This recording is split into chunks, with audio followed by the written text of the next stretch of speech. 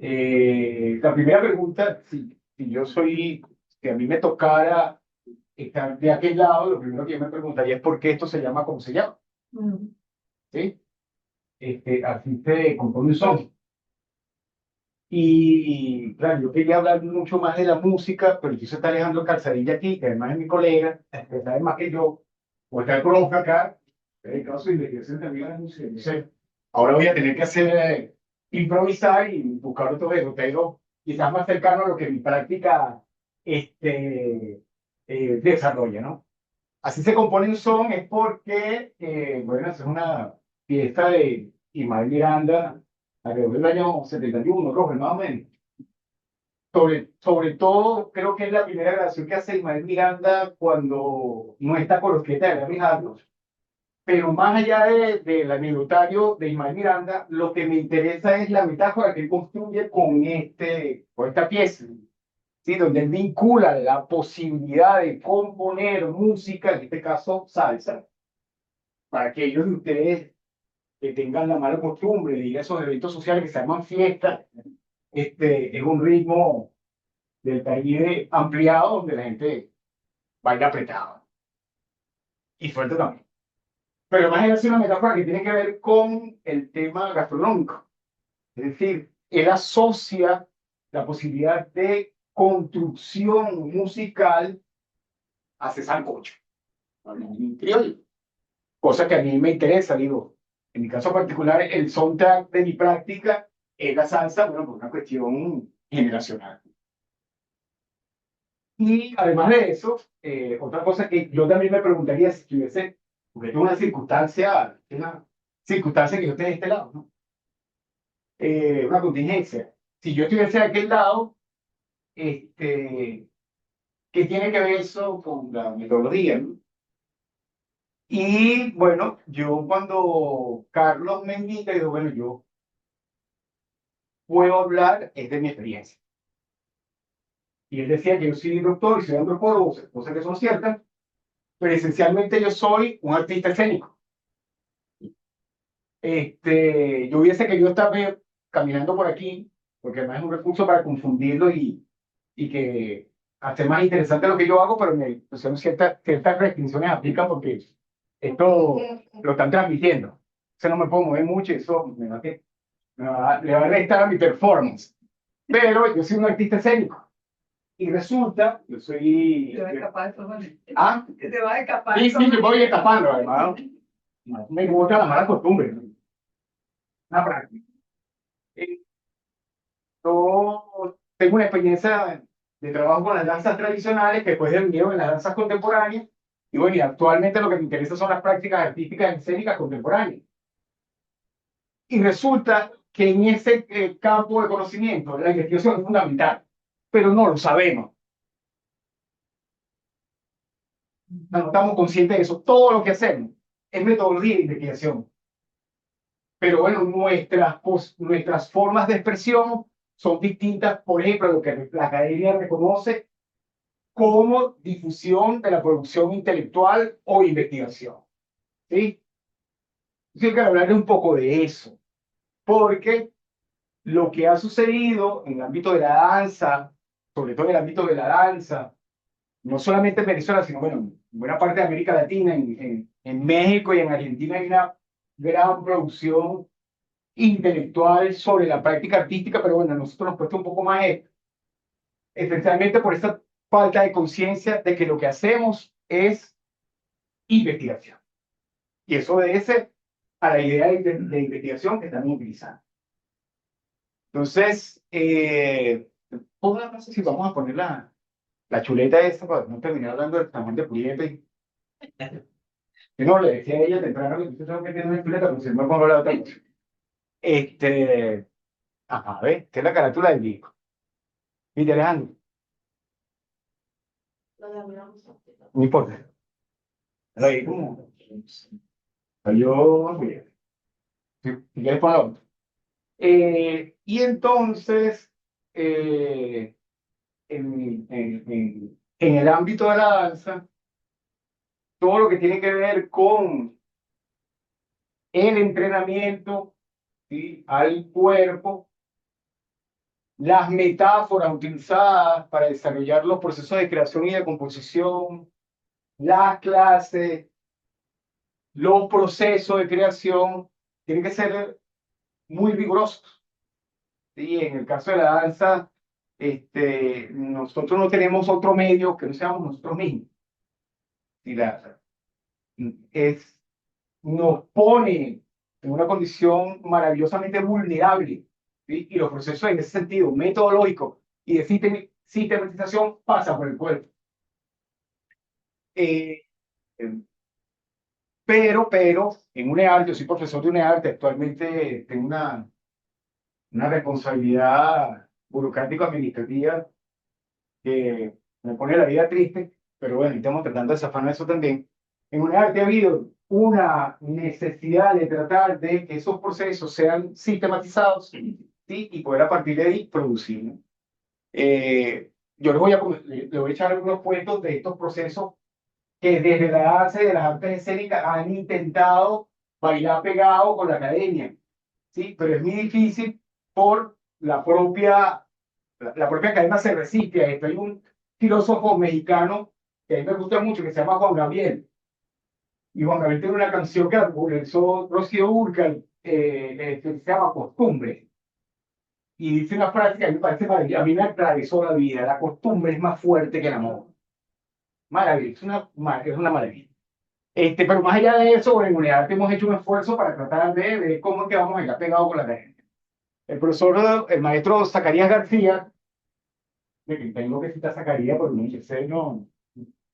Maestro Zacarías García, que es un artista plástico extraordinario y participó en el proceso de fundación de la Universidad Experimental de las Artes y ahora es el director del Instituto de Artes y el Museo de Bellas Artes, además, conocido que tiene su defensora aquí, no puedo decir nada de Zacarías. En una jornada de reflexión que se hicieron, de una jornada de investigación que hicimos en la universidad, decía o pensaba, reflexionaba sobre la necesidad de constitución de una investigación-creación como resignificación de los procedimientos de investigación para el abordaje de los procesos creativos en arte. ¿Sí? Les sigo comentando que estoy hablando de esa problemática que tiene la investigación para las prácticas artísticas, ¿no? Con el fin de valorar las producciones artísticas como posibilidad del saber, cuestionando el conocimiento académico convencional como único ámbito que valida su práctica y acción. ¿Sí? ¿Qué sucede? ¿Qué sucede con las prácticas de investigación en una universidad nacional experimental de las artes? ¿Sí? Las prácticas artísticas hasta ahora están tratando de producir contenido, ¿sí? Para poder sistematizar su propio proceso. ¿Sí? Digo, y no estoy solamente hablando de la danza, que insisto, hablo de él porque es lo que más conozco, pero eso pasa con las artes plásticas, pasa con el teatro, pasa con el audiovisual, que hay gran necesidad de construcción, ¿sí? De esos procederes. Porque resulta que lo que conocemos como metodología o proceder es como un zapato apretado. Si usted, además de tener la mala costumbre de ir para esos eventos sociales que se llaman fiestas y de bailar, saben que lo más terrible para bailar es tener un zapato apretado. La tradición lo que manda es que, bueno, podemos seguir. Hay una serie de elementos que, como dice este filósofo maravilloso Juan Gabriel, por la vía de la costumbre, han derrotado al amor. Que son, bueno, una serie de corsets, sostenes, camisas de fuerza, ¿sí? A los cuales nos someten y que se supone son las vías, ¿sí? Para encontrar un resultado. Y básicamente, en mi experiencia, nosotros hemos tenido no que interpelar esas formas, sino que insurgir en contra de ellas. ¿Sí? Aquí hay un crítico de arte que se llama José Antonio Sánchez, que es un español, que también han intentado repensarse los procedimientos de las artes y lo llaman arte e investigación. ¿Sí? Este, y hay una cosa maravillosa, pues vamos a leerlo, pero hay una cosa maravillosa de los resultados que ha tenido esta experiencia en lo particular, cuando nos dice arte e investigación en este contexto de formación emerge estructurado como un espacio intermedio donde se reúne la productividad creativa de la realización artística con la tradición crítica de la academia. ¿Sí? Es decir, ellos están tratando, en este ámbito particular, de no pelearse con la academia, sino, bueno, bueno, que no haya muerte, sino heridas leves, pues, en ese modo de relación que se están planteando, ¿no? Pero además de eso nos dice que esto tiene la finalidad de indagar los procesos de creación, partiendo del principio que la investigación es consubstancial con la práctica artística. ¿Sí? Que es la toma de conciencia que nos falta entender que lo que hacemos en las prácticas artísticas son procesos de investigación, son inherentes. La creación es inherente, la investigación es inherente al producir de una obra de creación. Dígame. Dentro de esta concepción de las artes, están incluyendo, por ejemplo, la literatura, Todo, todo, todo, todo, todo. la música. Sí, sí, sí, todo. De hecho, por ahí hay unos ejemplos, sobre todo hay un material que es muy interesante que sirve para todo, pero que es producido desde la música. ¿Sí? Además, de hecho, creo que en la literatura y en la música, la producción metodológica es mucho más prolija que en el campo de la danza. Si nosotros todavía en la danza nos estamos preguntando si somos o tenemos cuerpo. Está bien. ¿Sí? Pero además es crucial. Además es crucial. O sea, nosotros todavía estamos resolviendo la concepción del cuerpo que nos atraviesa. A partir de ahí, bueno, generando preguntas existenciales. Bueno, y este material, como le decía anteriormente, es de una pianista colombiana, Ligia Prilla, que nos dice, aunque la investigación es siempre de naturaleza creativa, cualquier investigación, desde el panorama del desarrollo del pensamiento, la creación, guión, investigación, le puedo dar esto, ¿ah? Yo se lo puedo dar también. Está acá en toda la fotografía que tú quieras, pero yo te lo puedo dar. O investigación artística o investigación desde las artes, es un campo de tensiones entre distintas formas de conducción del conocimiento que se ponen en juego en la producción de lo original, de lo novedoso. ¿Sí? Entonces, claro,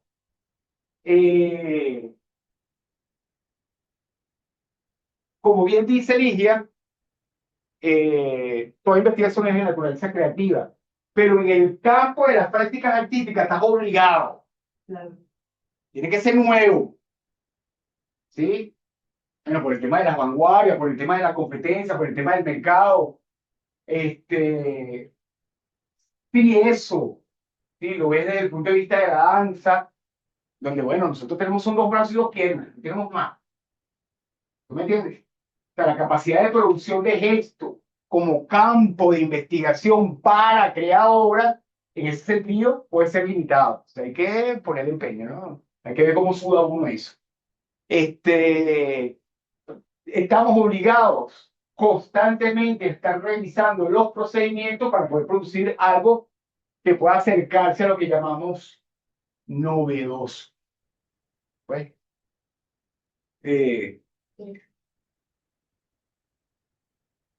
decía, esa capacidad de hacer algo novedoso, nuevo, original, pasa por superar las costumbres, buenas o malas.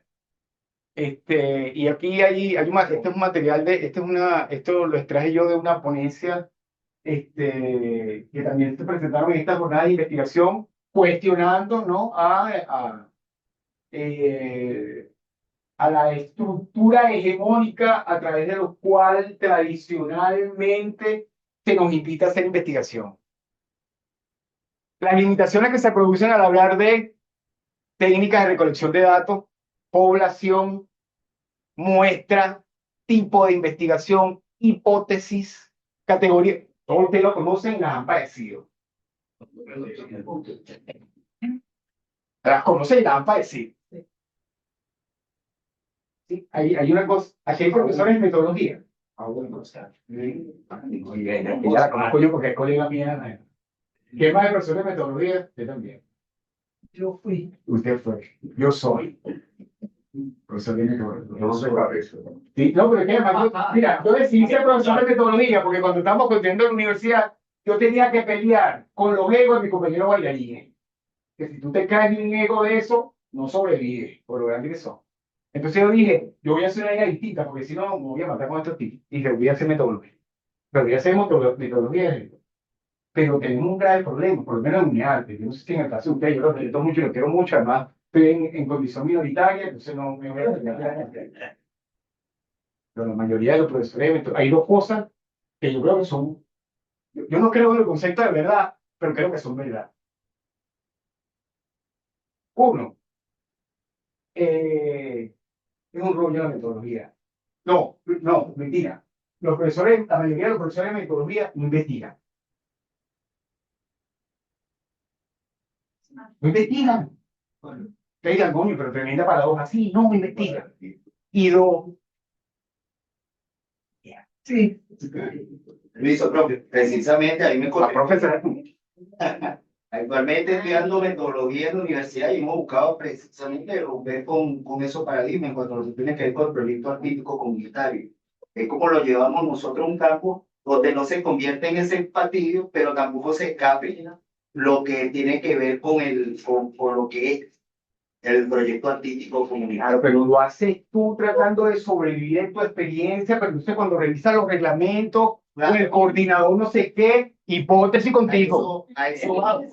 Sí, a eso vamos. Entonces cuando se encuentran con otro profesor de metodología que le dan una metodología más cuadrada, más cerrada, donde el muchacho se fatiga, donde termina rechazando por completo lo que está haciendo por esto que le está imponiendo la academia, entonces ahí uno le queda como el loco en la cuestión. Es que fíjate, eso pasa y mucho. Yo sigo hablando de UNEARTE porque, bueno, sí, sí, no lo sé, pero sigo hablando de ahí porque fíjate qué cosas pasan en UNEARTE.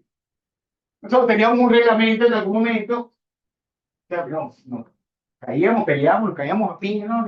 Y hasta cuándo la hipótesis, y hasta cuándo la hegemonía del pensamiento moderno, y ahora vamos a hacer para adelante con el pensamiento del colonial que nos va a liberar, de para acá, y vamos a poner el sentimiento, y se acabó la objetividad porque ahora todos somos subjetivos, y vamos a hacer lo que nos da la gana. Y hay un éxtasis, una cosa, y digamos, váyanse. Y hicimos una propuesta y había una serie de elementos que consentían la subjetividad como una posibilidad de producción de la perfección de la realidad y ansia filosófica existencial para resolver los problemas. Cuando llevaba eso al terreno de la clase, empezaron los estudiantes. ¿Y qué es lo que tengo que hacer? ¿Y dónde está el esquema? ¿Y dónde está la camisa de fuerza? Pero los italianos, en ese sentido, además de producir libros, tienen unos dichos maravillosos. Hay un dicho, el italiano dice una vaina que es buenísima, que es ten cuidado con lo que pides, porque te lo pueden dar. Y después no sabes qué hacer con te ponen aquello ahí y después no sabes qué hacer con eso. Tú sabes lo que te estoy hablando. Pues te lo ponen ahí y después tú no sabes qué hacer con eso. Te metiste a la zona de tienes que aprender como ese vino. Entonces, hay un tremendo problema porque además estamos acostumbrados a que nos digan lo que tenemos que hacer. Y sí, si no viene un otro, yo revisé por ahí, lo primero que le pedí a Carlos fue, ¿cuáles son, qué tienen ustedes ahí y los elementos como para investigar? Y entonces dice, no, no, pero yo te lo voy a dar, pero no, eso es como tú sabes, ¿no? Como una guía, como una cosa, y lo primero que di fue hipótesis. Objetivo general. Y su respectivo objetivo específico. Y su respectivo objetivo específico. Pero dice, pero ya. No, ya va, ya va. Es el Centro de Estudios Latinoamericanos, ¿verdad? Y del país. Pensamiento colonial, filosofía latinoamericana y la hipótesis. Sí, pero claro, entonces, no, pero es que además que no va, mira, nos ponemos críticos, nos ponemos sabrosos y regresamos al método científico. ¿Sí? O sea, resulta que hay un por ahí, este tipo, Paul Feyerabend, ¿sí? Paul Feyerabend, en 1970, bueno, en la edición que yo tengo es de 1975, pero creo que creo que esto es anterior. Él tiene un escrito que se llama Tratado contra el Método. Y desde ahí nos viene contando que, bueno, ¿cómo es posible que yo voy en mi proceso de investigación, tengo necesariamente, religiosamente, cristianamente, católicamente, ¿sí? Hablar de el planteamiento del problema? Y si no tengo problema, Tienen que crearlo. no, Tienen que crear. tienen que crear un problema, tienen que tener un pe. Perdón. A veces solamente los albures denominan lo que uno quiere expresar emocionalmente.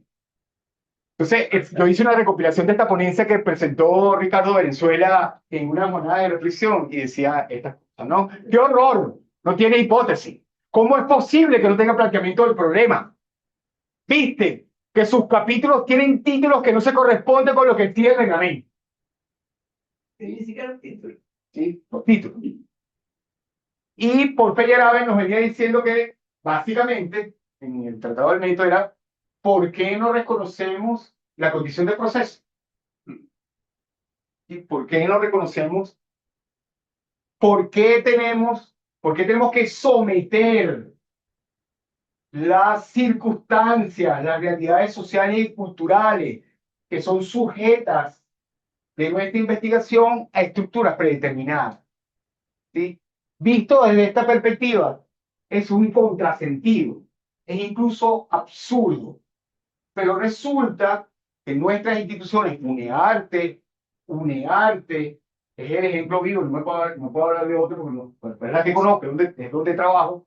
Escuela Técnica de Artes Visuales. Por ejemplo, escuelas técnicas de artes visuales, el método científico, ¿sí? Sigue siendo la única posibilidad de poder poner algún tipo de orden. Lamentablemente, cuando trabajamos con el método científico, es un solo orden, a través de la hipótesis y a través de este, lo que proponen. ¿Sí? Yo, eh,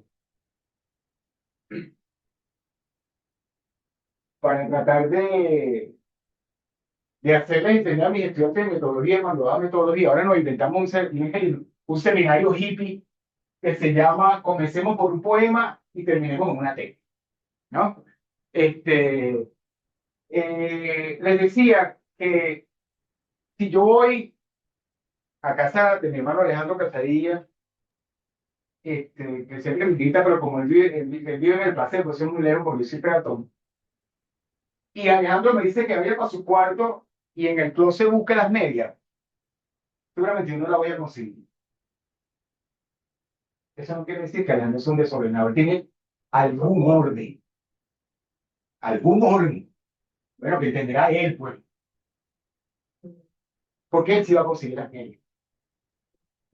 Entonces, el asunto es que las camisas de fuerza estructuradas desde el método científico nos dan uno posible. Nos dan uno posible. No un orden posible.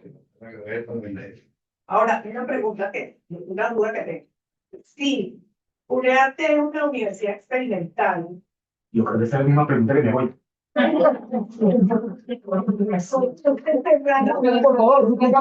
Por favor. Aborrecí y odié a la Universidad Central donde yo me gradué.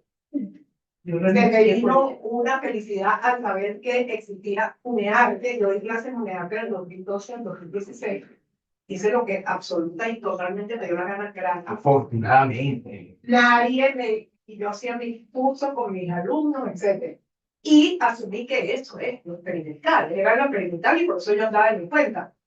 Pero jamás pensé que le exigen, entonces, si el Ministerio de Educación Superior me exige un arte, estas metodologías que tienen que asumir el método que yo, ¿ves? Sí, es que ahí ya te voy a dar la palabra.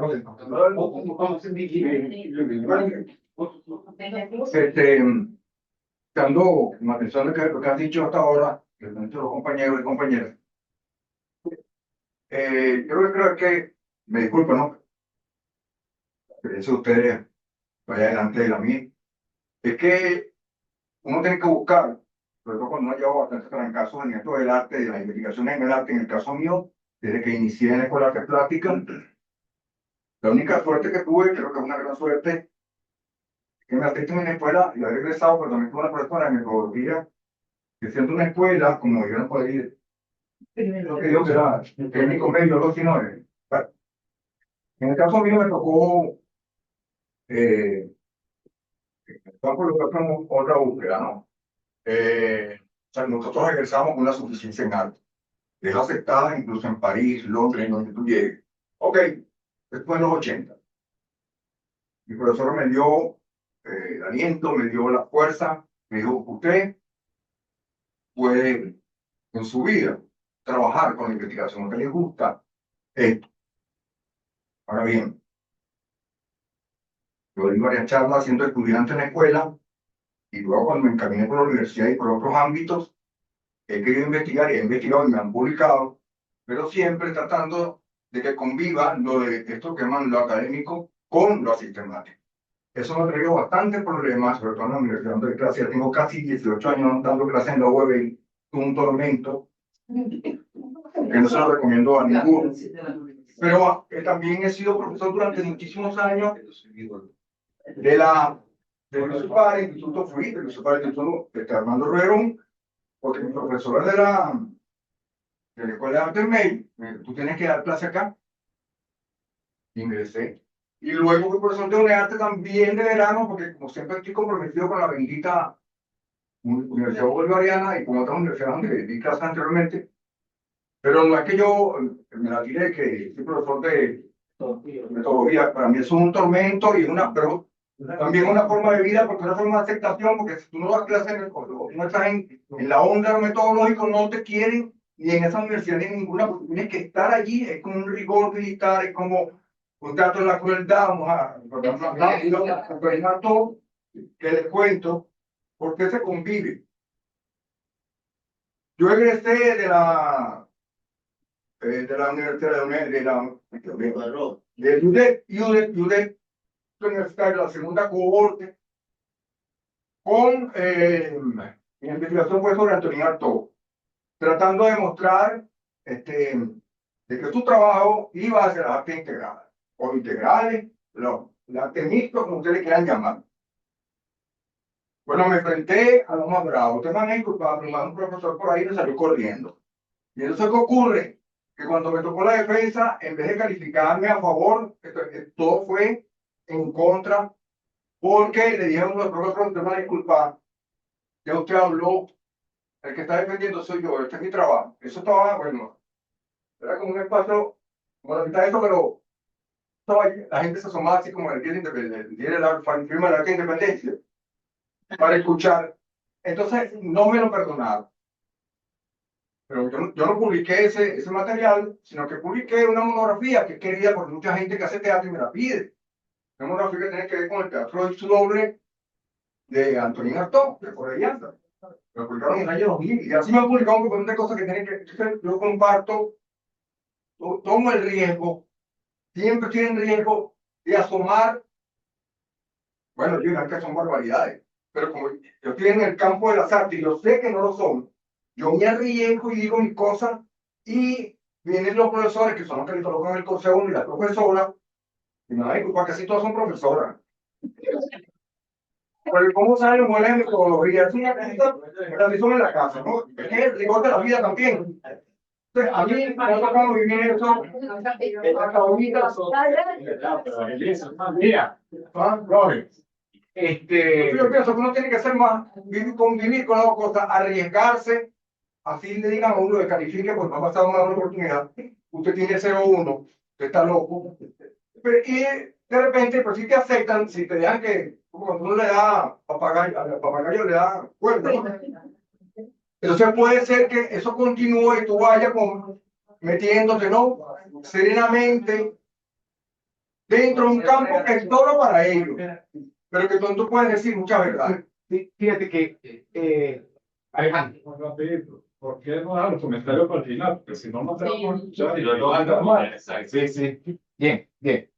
Igual, uno va diciendo cosas por ahí, va motivando, por eso hablo el derecho de palabra, para que la gente participe. Fíjate, sí, hay dos elementos que yo quería comentar en relación a la intervención de ambas personas, ¿no? Uno, en el caso de UNEARTE, hay que revisar, en el caso concreto de UNEARTE, cómo fue fundada la universidad.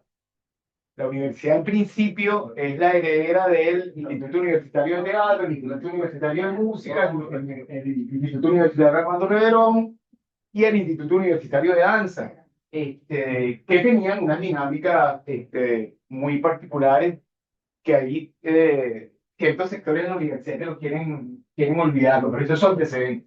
Un inciso mínimo.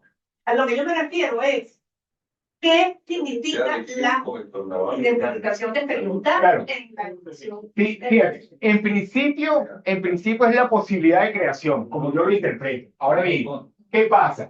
La mayoría de la propuesta curricular que se hizo para UNEARTE, para ser aprobada por el Ministerio de Educación, tuvo que ser modificada para que la academia la reconociera.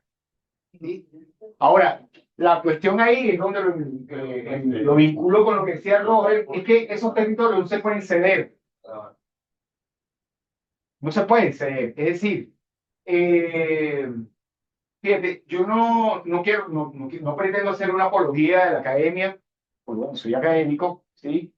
Pero creo que podemos hacer una revisión de eso y acercarla a los campos de investigación propiamente dicho, la práctica investigativa, sea cual sea, ¿sí? Tampoco quiero negar, por ejemplo, en mi caso particular, las referencias que las ciencias sociales nos han dado, porque resulta que en la investigación, en danza y en teatro, por poner dos disciplinas, a falta de producción intelectual en relación a los métodos y las metódicas de los procedimientos, hemos pedido prestado como referencia a la antropología, sobre todo y a la sociología, ¿sí? Se no estoy negando esos aportes tampoco. Ahora, fíjate, yo les quería ahí, en base a eso, digo yo, debido a la poca o desconocida producción de metódicas para la investigación y el campo de las artes, los procesos de investigación de las artes han recurrido a las ciencias sociales en general y a la antropología en particular como fuente de información y procedimiento. La investigación acción participativa, la investigación alternativa o convivida, la autoetnografía, la sistematización de experiencia, entre otros métodos, han configurado dichos marcos referenciales. Es decir, que además esas referencias no son malas, ¿sí? No son malas. Por ejemplo, ahí hay un material que yo les quiero compartir, que es un material de investigación desde la música, que además creo que hace un aporte increíble ahí y que además podría ser referencial no solamente para los investigadores de la música o las investigadores de la música, sino para otras prácticas artísticas y para otras prácticas investigativas en general.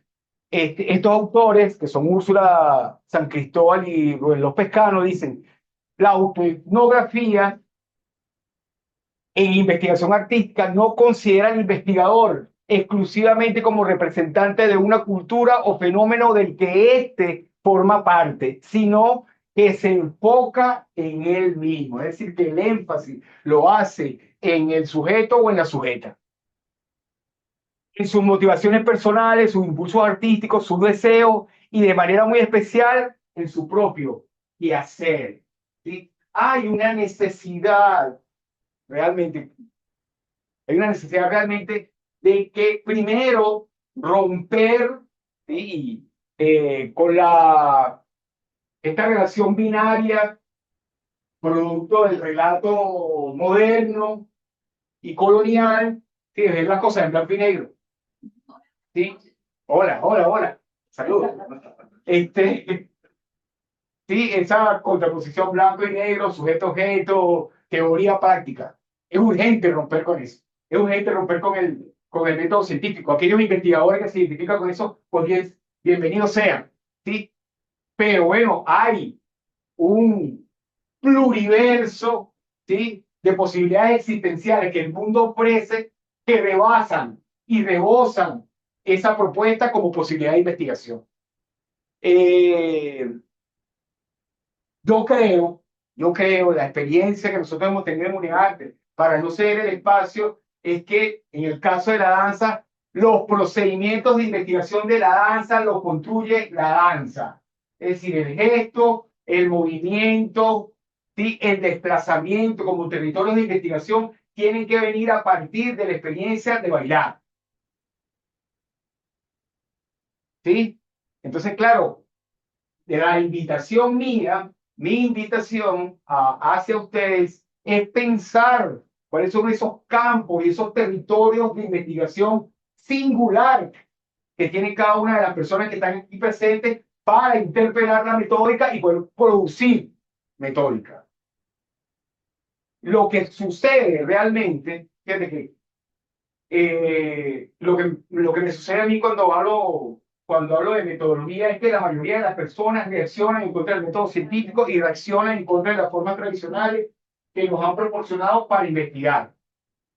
Es mucha gente, somos muchos, pero el método científico sigue siendo hegemónico. ¿Por qué? Bueno, también pudiéramos nosotros revisar los trabajos de Luis Damián. Él tiene un libro, Increíble. Metodología de investigación. La diversidad metodológica. Y también tiene uno sobre epistemología en la ciencia naturales y humanas, pero ese de la diversidad metodológica es un libro clave para nosotros entender que no se trata de el método, sino que hay una diversidad de métodos de la cual nosotros podemos utilizar. Sí, y fíjate que también dice el maestro Luigi que es importante considerar la diversidad como un factor positivo.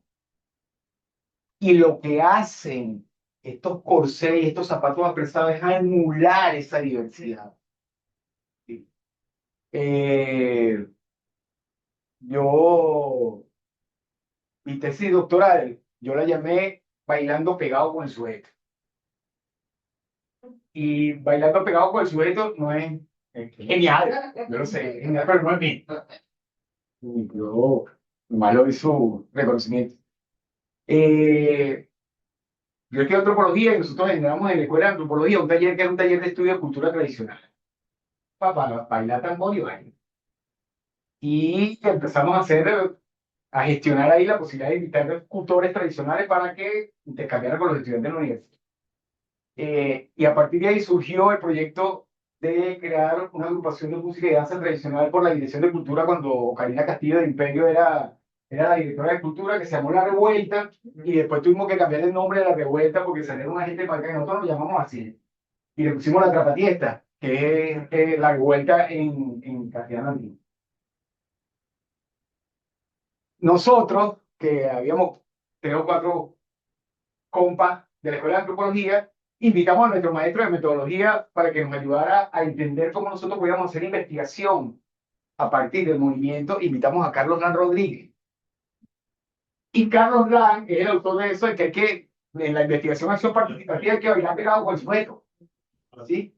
Que quizás en ese momento nosotros no teníamos conciencia de eso, pero era una clara alusión a la interpelación al régimen colonial capitalístico del relato moderno, ¿sí? Y que era una aproximación ahora a lo que conocemos el giro de colonial, es decir, vamos a darle al sujeto y ustedes, en este caso nosotros, a entender cuál es la posición que tenemos que tener sobre el cuerpo para interpretar ese discurso.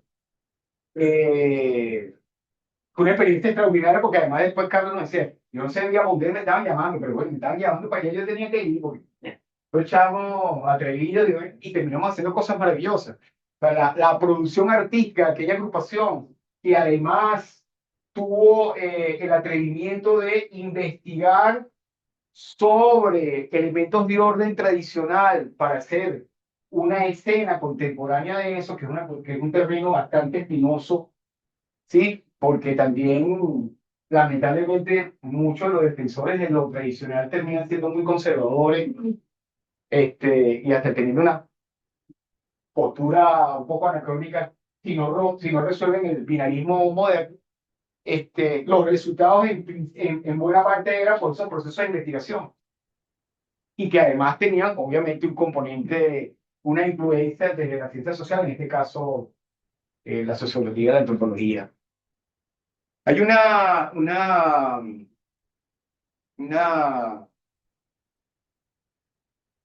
curadora de arte brasileña que a mí me gusta mucho, me gusta no solamente cómo escribe, se llama Sueli Rolnik. Ella Ella fue en algún momento pareja de Félix Guattari, porque se lo llevó para Brasil. Y ella todavía tiene una producción intelectual tremenda. Hay un libro de ella del 2019, que se llama Esferas de la Insurrección, como prácticas para descolonizar el subconsciente, el inconsciente. Está buenísimo. Y entre otras cosas, ella hace una serie de aportes. Yo no tengo el PDF, se lo puedo intercambiar. Yo la utilicé mucho a ella, tuve la posibilidad de conocerla en Bogotá, porque en Bogotá hay una experiencia también maravillosa. En la Universidad Nacional de Colombia hay una maestría interdisciplinar de teatro y artes vivas, que además están construyendo posibilidades metodológicas para la expresión transdisciplinar de las artes. De hecho, Rolf van der Weyden, que es un colombiano de origen suizo, es quien nos aporta la categoría de artes vivas, porque bueno, siendo Colombia el país que es, atravesado por la violencia y por la muerte, estos compas estaban tratando de eliminar unos campos de investigación que apostaban a la vida, ¿no?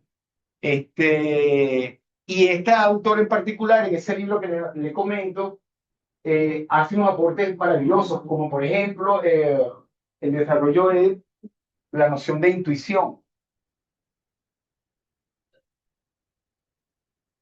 Y Sueli, ustedes lo leerán y les parecerá, porque a mí me parece fantástico, porque no tiene que ver conmigo, cuando ella trata de hablar de tirar un cable a tierra con la intuición, que puede ser una noción muy problemática si la vemos del pensamiento moderno y de la ciencia y de la academia, ella habla de la intuición como el saber del cuerpo, saber de lo vivido. ¿Sí? Y pone la experiencia emocional como elemento para definir una noción tan compleja como la intuición, ¿no? Y bueno, y habla del cuerpo vibrátil y cómo los seres humanos, a partir de ciertas experiencias, logran hacer conexión y bueno, tienen estas capacidades de percepción como la intuición.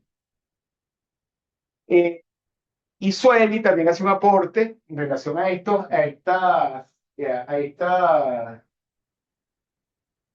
avances que desde el arte se están haciendo para comprender que los procesos de investigación sean de una propia producción, habla del pensamiento creación.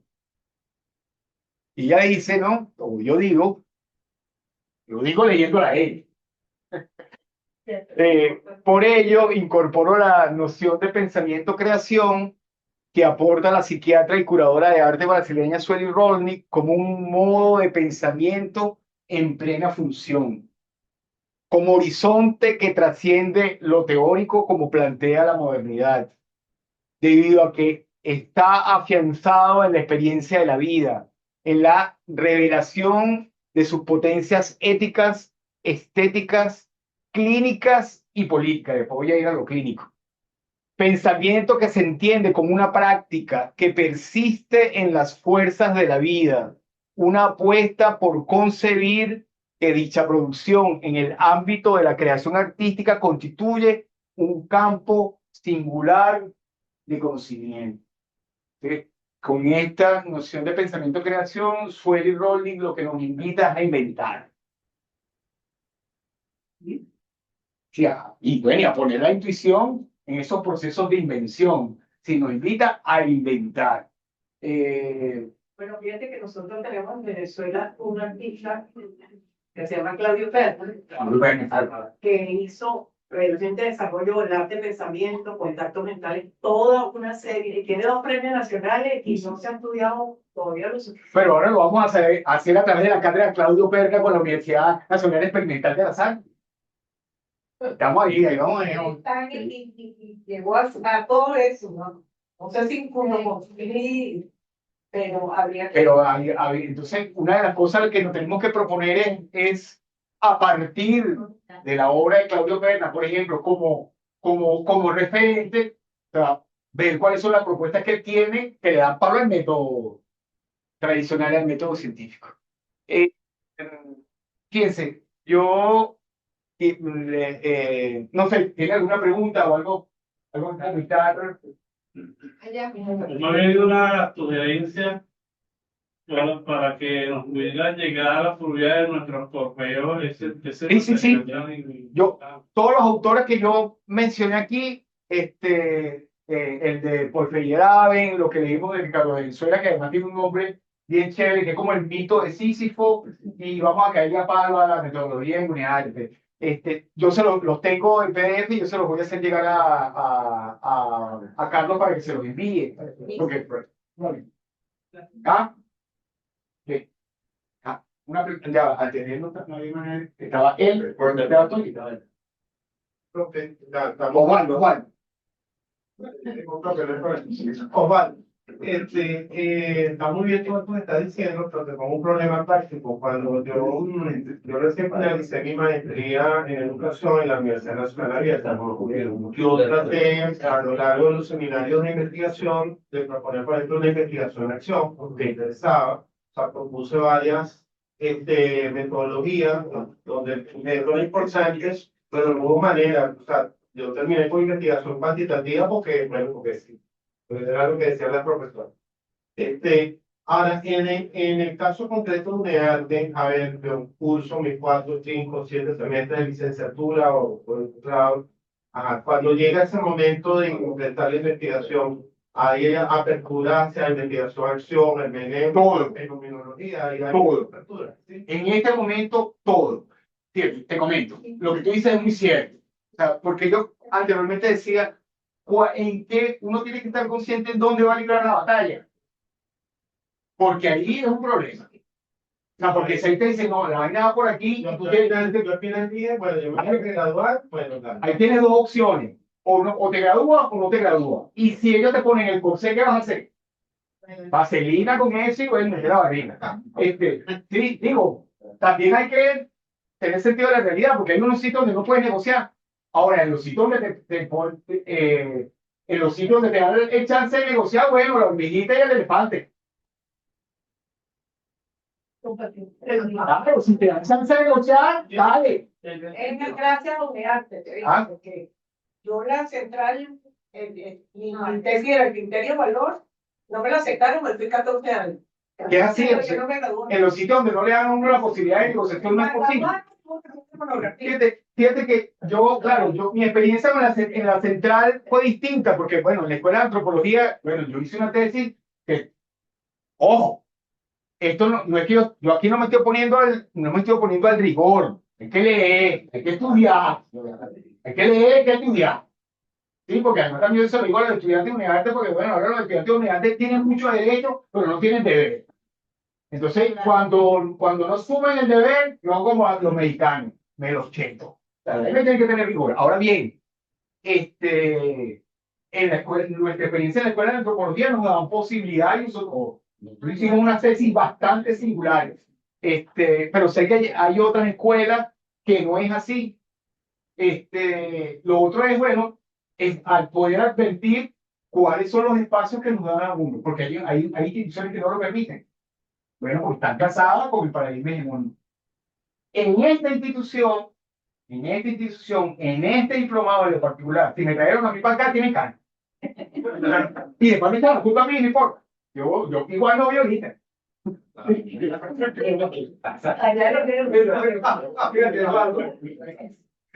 Finalmente, a partir de la introducción de la compañía y tu respuesta, estamos en un contexto de un espacio académico. Este es un espacio Es académico. un espacio de poder. Así es. No nos olvidemos de eso. Sí. Entonces, fíjate, es interesante porque esto no es nada nuevo por el entrenamiento no es metodológico, ¿verdad? Todo hay literatura y hay bastante, ha estado mucho agua por los fuentes. Sin embargo, siempre nos estamos exponiendo, estamos sometiendo. De hecho, estamos aquí en esta maestría y pasando por un proceso de selección donde tú tienes que presentar una idea de proyecto y alguien la aprobó. Así es. Y alguien quedó por fuera. Así es. Pasaste una prueba, ¿no? Entonces, igual, ahora vienen los proyectos, o mejor dicho, formalizar los proyectos. Y de ahí los proyectos, tú le estás demostrando a otro, a una autoridad, que tu propuesta es válida, tiene sentido, ¿no? Entonces, fíjense, el esquema nuestro, hipótesis por todo el medio, ¿cierto? Y yo la revisé. Ok, yo prefiero que a esto voy, vamos a desconstruir el tema de hipótesis. Yo entiendo por hipótesis una respuesta a una pregunta que tú tienes que demostrar. ¿Estás de acuerdo? Esto es un requisito, porque tú estás estudiando ante otro, estando tutorial la pertinencia de tu trabajo, lo que tú pretendes hacer. Y lo que tú vas a hacer es hacer una demostración. Tú vas a demostrar algo. No necesariamente, claro, basado en el concepto de hipótesis, sí. Ahora, lo que yo quiero interpelar aquí, la pregunta que yo me hago es si nosotros podemos interpelar aquí, en esta institución, en este espacio académico de poder, la noción de hipótesis. Eso va a depender del que como tú lo ves. Pero no, el proyecto que entra. Escúchame, la hipótesis, el planteamiento previo es una convención. es una convención.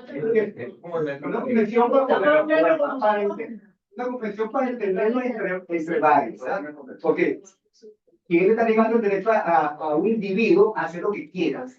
Lo tienes que probar sobre el escenario. Tú puedes hacer un libro, escribe, y tú lo puedes publicar, lo puedes discutir, y tú no estás demostrándole, sino a la audiencia que te va a leer, bueno, y opinará sobre tu trabajo. Pero en una academia pasa por un requisito. Claro, pero en esta academia en particular, Fran, hay el hecho que yo esté aquí es una evidencia que es posible interpelar la noción de hipótesis. Pero que tiene que haber proceso de ruptura. Estamos interpelados con argumentos. No, sí, claro. Bueno, lo está dando de mal, Estoy dando una referencia. No me conoces, papá. Estoy dando argumentos, papá. que no argumente porque uno no se puede. Digo, lo que te quiero decir es que tú tienes razón, es cierto, no solamente aquí, bien,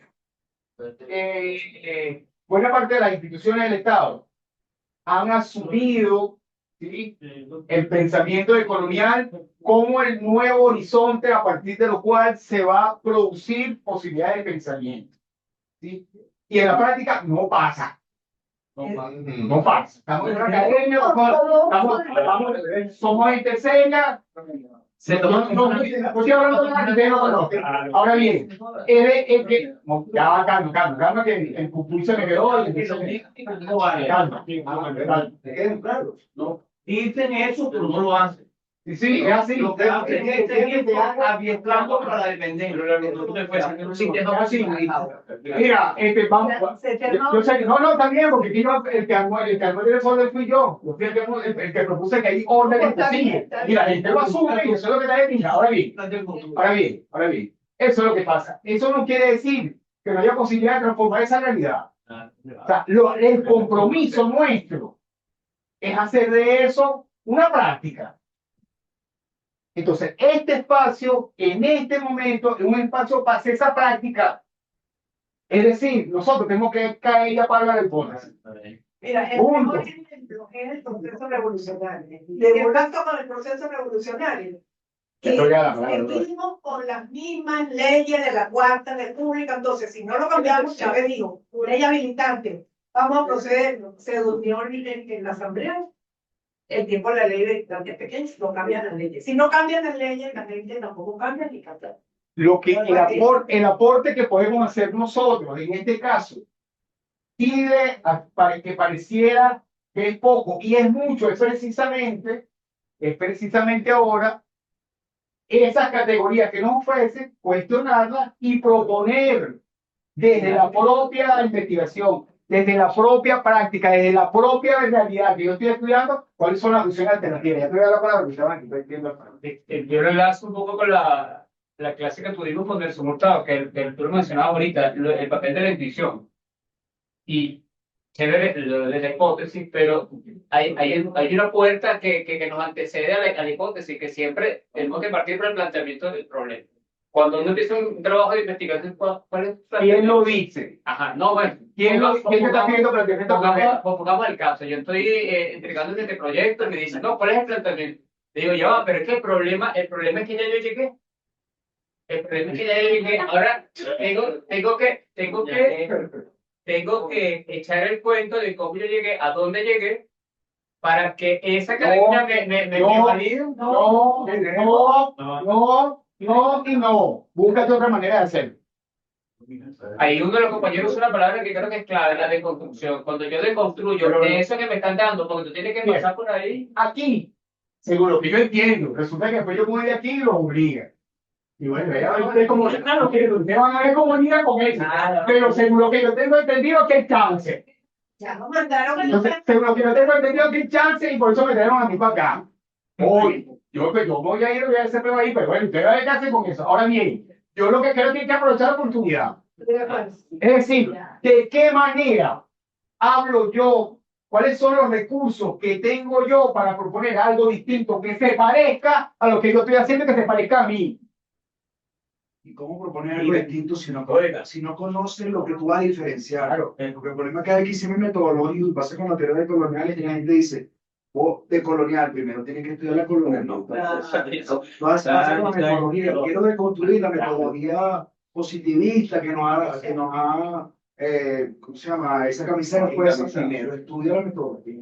No puede ser transmoderno, como dice Dulce, sin estudiar la modernidad a fondo. Entonces, Sí. ese es el problema. Hay que estudiar, como dices tú, esto, pero hay que estudiar lo anterior. Exactamente. Tomar en cuenta y incorporar. Te voy a decir como dicen en Barlovento, hablaste poco, pero hablaste bien. No le pierdas. Pero es mejor, es que es verdad. Que hablaste poco, pero hablaste bien. No, hay gente que habla poco. Hay gente que habla mucho, habla bien. Fíjate, es que es cierto, cuando hablamos del rigor es precisamente eso. Tienes que meter, si te vas a poner a bailar en el campo, tienes que embarrarte las patas. Y hay que estudiar. Es decir, cuando yo les... Mira, yo me atrevo a venirle a hablar de cómo hacen los bailarines para ver qué hacen, cómo producen movimientos raros y paquicuepa y cosas. Porque la verdad es que, bueno, estás sometido a que constantemente tienes que hacer cosas que son nuevas. Tienes que conocer el medio. Claro. Porque si no, ¿cómo lo transformas? Si no, ¿cómo lo cambias? Y eso es un compromiso. O sea, porque además es muy fácil hablar desde la estructura convencional. Porque aunque nadie la conoce, todo el mundo se supone que la entiende. O sea, que una cosa no es que lo más jodido. Pero yo quería hacer una pregunta. Pues, Uno, en tu evaluación del método científico y en toda la caracterización que haces, ¿cómo queda el método dialéctico y el materialismo histórico? Uno, por allí. Y dos, ¿cómo la autonografía u otros métodos disruptivos, digamos, que han emergido después de que empezó el desmontaje de la modernidad y empezó también la posmodernidad, digamos, a surgir como paradigmas objetivo, entra dentro de una dicotomía que sigue siendo profundamente egocéntrica? sí, fíjate, empezando de atrás para adelante. El pensamiento del colonial lo que nos invita es a reconocer, a partir y a construir, no sé, epistemología, teoría, metodología desde nuestra propia realidad. ¿Sí? A reconocernos. La invitación es a reconocer.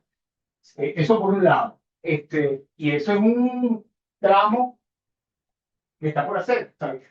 Digo, tenemos que ponernos en eso. Más allá de que, bueno, sí, desde el mediado del siglo pasado hay unos avances desde el punto de vista filosófico, con una cantidad de autores maravillosos que además hemos tenido la posibilidad de tener en este país. Eso está por hacerse porque además el camino es muy largo. Primero, por el poder y la potencia que tiene el pensamiento moderno, ¿sí? Y la propia, lo decía el maestro, el propio colonialismo y la colonialidad. O sea, nos cuesta mucho, o sea, y ahí Nelson Maldonado Torres da una pista increíble cuando dice que, bueno, para poder mirar distinto o sentir distinto hay que reconocer que son colonizados. Si no partimos de nuestra propia realidad como colonizados, es muy difícil proponerse otra cosa, ¿no? Porque bueno, hay una estructura de pensamiento y un sistema que está organizado en función de eso. Eso por un lado, o sea, y creo que este es un espacio que podría aportar a eso. Es decir, la producción que nosotros podamos hacer en un espacio como este, y un espacio como UNEARTE, tendría que aportar a la construcción de ese pensamiento y esa acción que hable de nosotros mismos, que tenga nuestro color, nuestro movimiento de cadera y nuestro sabor. Eso por un lado. El materialismo histórico hay que leerlo, Pero, porque además, y porque además, yo creo que es una vía también, leerlo localizadamente, porque si bien es cierto, forma parte del pensamiento moderno, nosotros tenemos que conocer esto. O sea, y ahí hay aporte extraordinario en términos de producción intelectual que nos permite entender cómo funcionan ciertos sistemas sociales. Pero bueno, hay que leerlo críticamente, pero hay que leerlo, porque en la mayoría de los casos no vamos a la fuente, bueno, por cuestión de traducción, porque los manuales son más fáciles y bueno, volvemos a caer en lo mismo. O sea, lo que hacemos es que con los manuales seguimos negando la propia producción de una vaina que nos quería liberar. mira, yo tenía varias cosas, que lo último era eso, pero bueno. Primero, que el pensamiento colonial no está hecho para producir teoría, es militante, o sea, tú te descolonizas también quitándote de encima todas lo que llama horribles racionalizaciones o como la llama racializaciones, como la llama Grofobel, todas las discriminaciones hacia las mujeres, hacia los negros, hacia la tal vaina.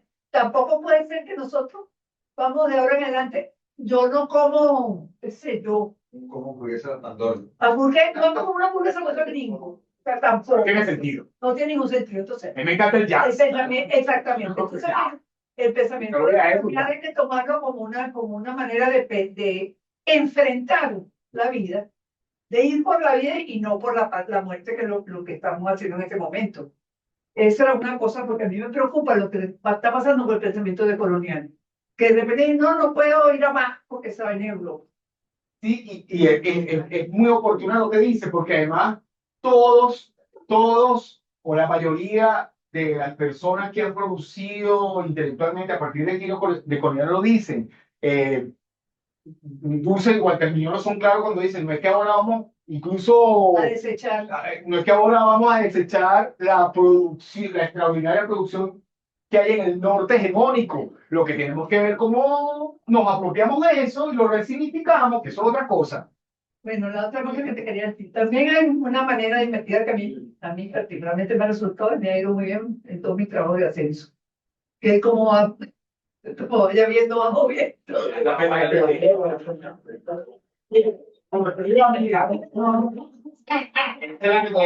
Euromax actual. Euromax su paradigmático. Insel Martínez. Claro, personal Insel Martínez, la verdad, no vamos a nombrar al actor porque no. Pero el personaje es increíble.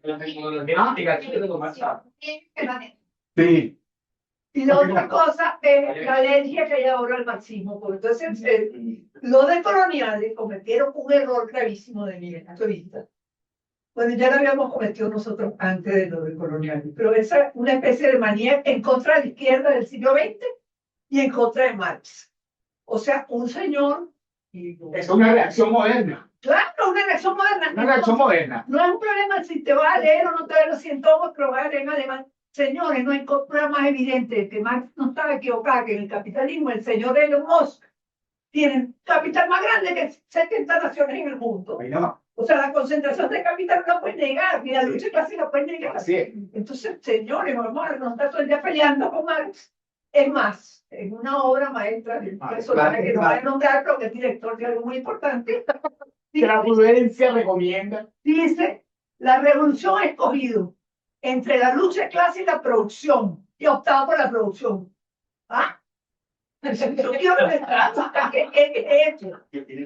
entonces, por Dios, Sí, sí. la Ahí, decolonialidad no vuelve loco a nosotros. sí, hay que, insisto, fíjate. Pero las interpretaciones de la... Las interpretaciones malas de la decolonialidad. Fíjate, no, tú, como le dije al maestro, hablaste poco, pero hablaste bien. Porque además, nosotros no podemos estarnos peleando con todo el mundo. Primero, no podemos estar desechando los aportes que la historia nos ha legado en función de crear pensamiento otro, pensamiento nuevo.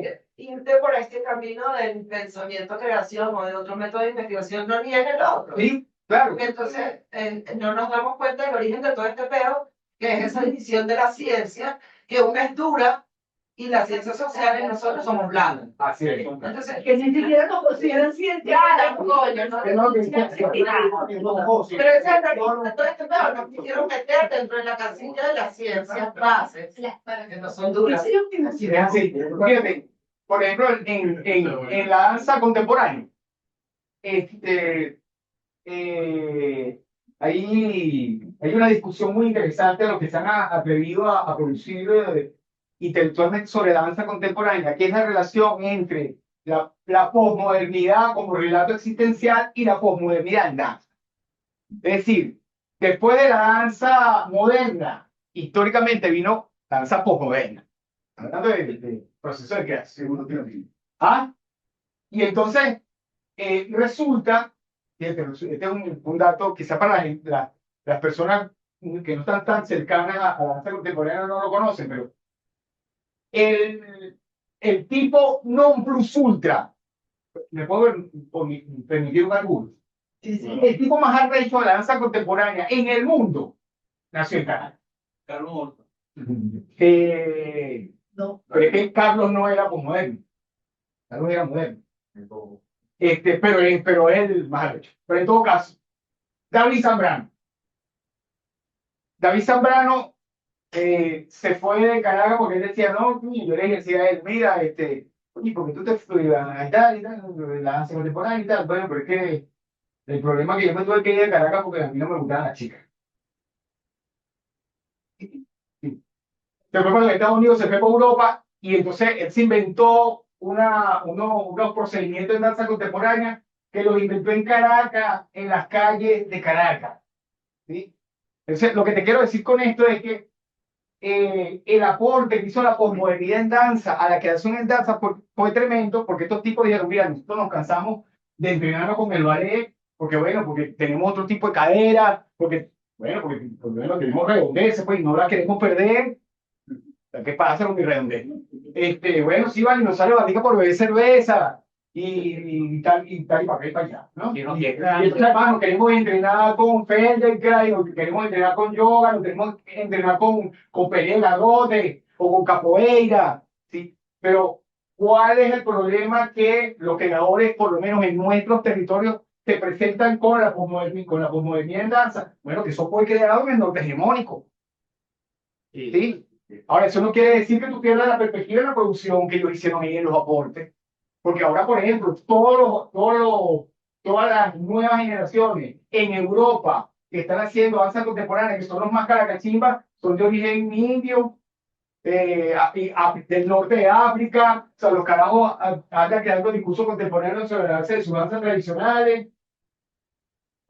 Sí, entonces, Es el entorno. sí, Mire, entonces, También. es muy importante. Yo empecé a trabajar hace unos 18 años con lo que es la escritura creativa. Hace unos 18 años, Que quedan 5 minutos. ya mucho. Ya le ponemos el papelito.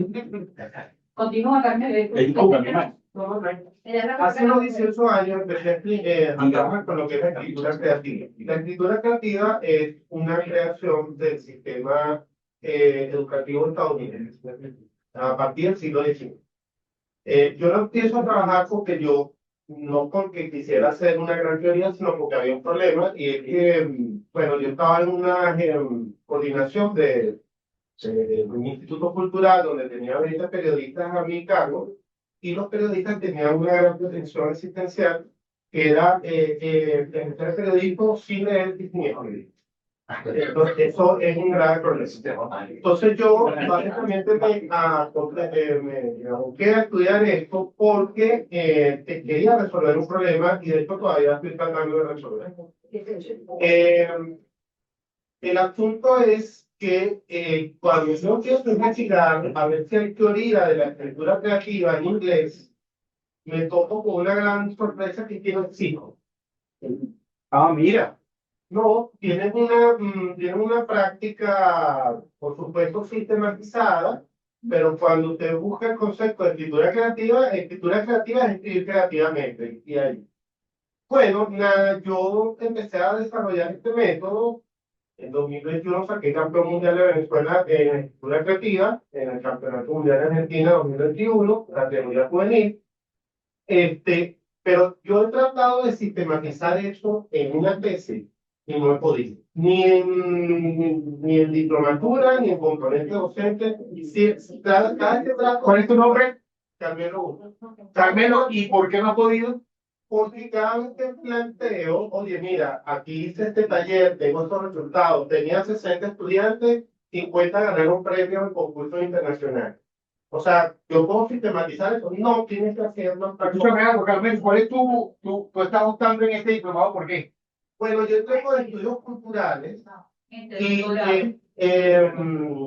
el doctorado. Entonces estoy tratando de conducir eso, ahora que lo estoy viendo, por la categoría, por ejemplo, de materialismo cultural de Stanley Williams, producción de capital cultural de Pierre Bourdieu, bueno, o sea, porque ¿Y has pensado que esa sistematización forme parte de tu tesis doctoral? eso es lo que quisiera, pero necesito una orientación. Está en terreno. Necesito una orientación.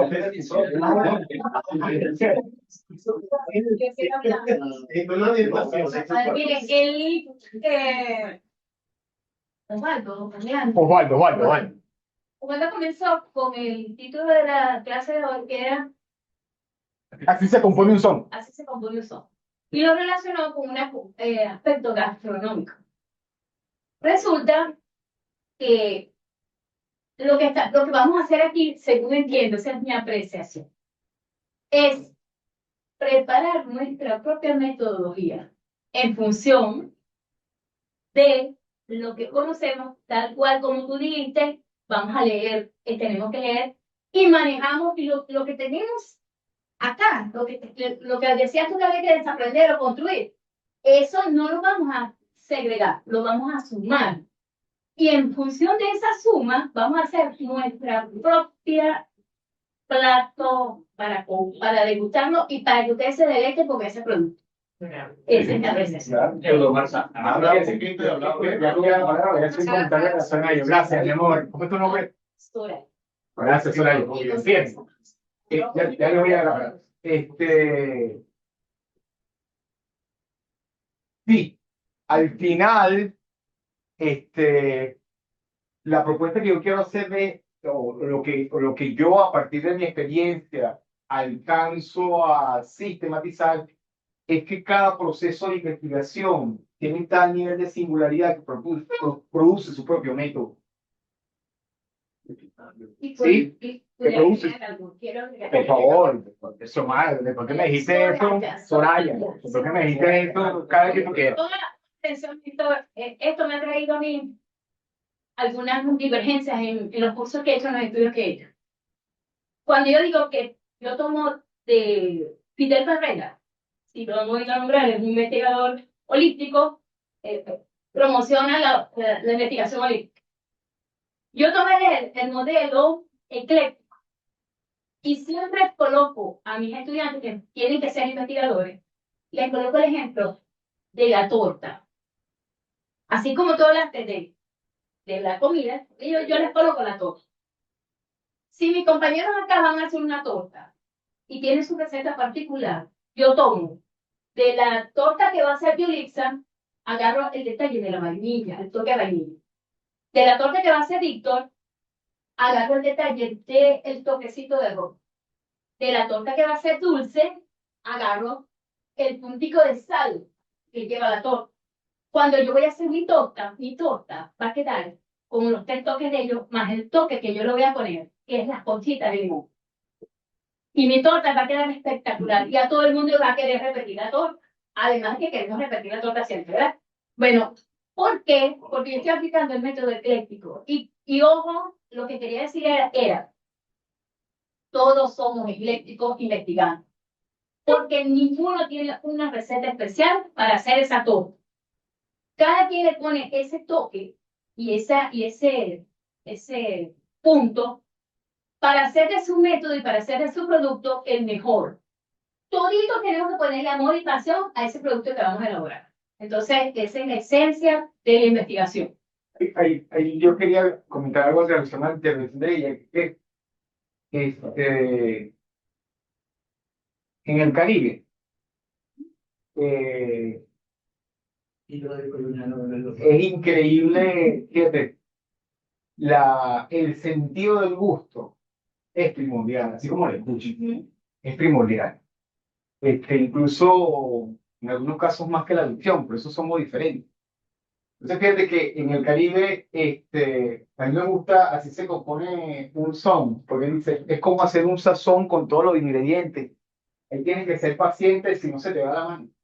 Y el bailador que lo baila, lo puede gozar hermano. El sabor, sí, está asociado a la experiencia del sentido del gusto, pero en el Caribe, el movimiento de la pintura y de la carne tiene sabor. Nos da una dimensión de comprensión de la realidad mucho más amplia, ¿sí? Que el oculocentrismo que llaman por ahí, ¿sí? Que es reducir la capacidad de percepción solamente a la mirada. Y por otro lado, cosa que pasa en el Caribe, que a partir de nuestra experiencia como herederos del cimarronaje, las cosas se dan por negociación o por maña. ¿Sí? Las relaciones de poder.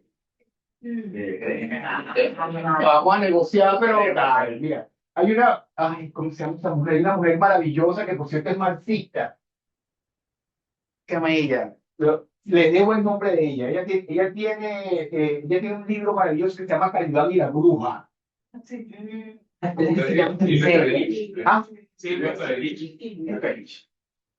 Y Silvia Federici, en algún momento para el Calidad y la Bruja, es maravilloso. Dice por ahí, no, bueno, y cuando había relaciones de poder, las cosas se resolvían. Y bueno, en la sociedad colonial, las señoras mantuanas, cuando no podían resolver los problemas, tenían que buscar otro tipo de saberes y aplicar otro tipo de técnicas que se expresaban en las cocinas y en los dormitorios.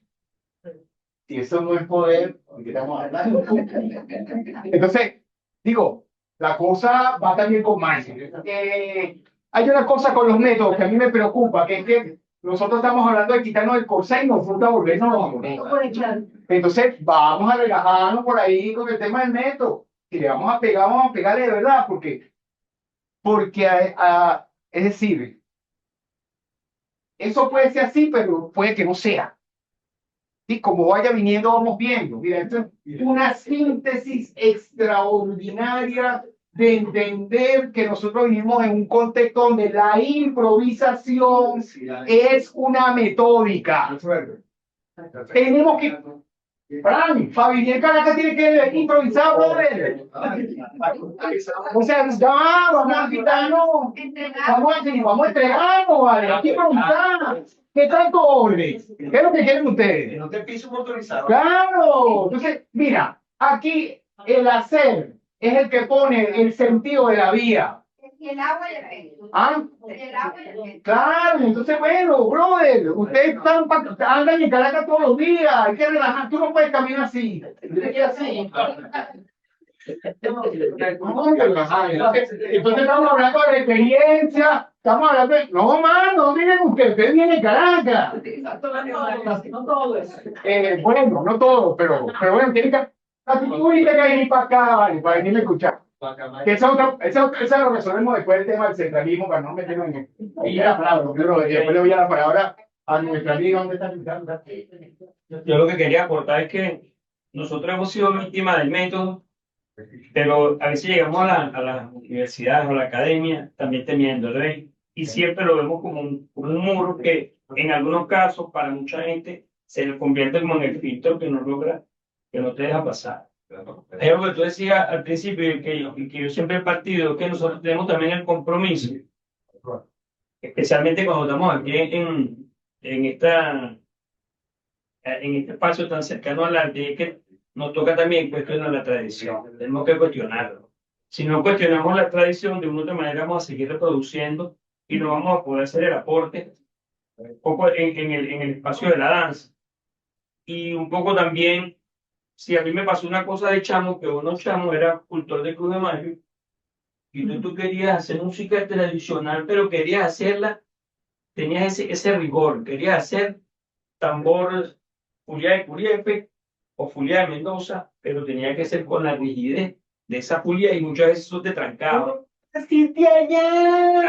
Por esto, pero eso te toca, porque de una u otra manera estás influenciado con eso. Claro, sí, pero... Y a veces tú llegas a un espacio como este, lo digo por lo que nos vamos a plantear ahora como método de investigación o como propuesta de investigación. Es un poco cuestionar inclusive, porque yo soy parte del hecho de que cuestionemos inclusive cuáles son las cosas que nos estamos viendo como problemas. Ahí nada más. Oye, a veces yo veo como el problema y resulta que no tengo la suficiente fuente, no me he puñaleado lo que me tengo que puñalear. No tiene ningún problema. No tiene ningún problema. Tú dijiste algo clave, que es el tema del cuestionamiento de la tradición. Mira, en la danza es maravillosa, pero yo quiero enamorar la danza.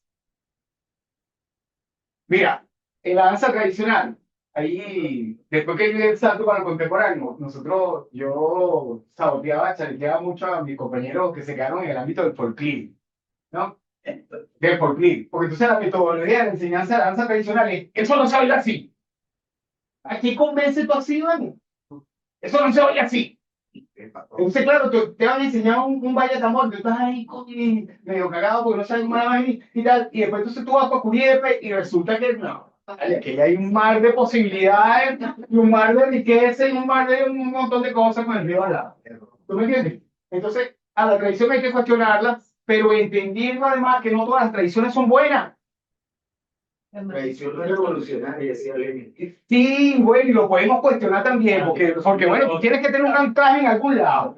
Tú tienes que tener un anclaje en algún lado. Es decir, por ahí, había un carajo italiano que decía que en lo contemporáneo lo que más está anclado a su origen. ¿Sí? Coño, que te da una vuelta interesante, porque además tú tienes que tener una referencia. O sea, porque, por ejemplo, mi mamá nació en Las Martínez, en Valladolid, y mis abuelos son de Curiel. Y yo estoy yendo para Curiepe todo el tiempo, pero mi papá es italiano, brother, ¿cómo hago?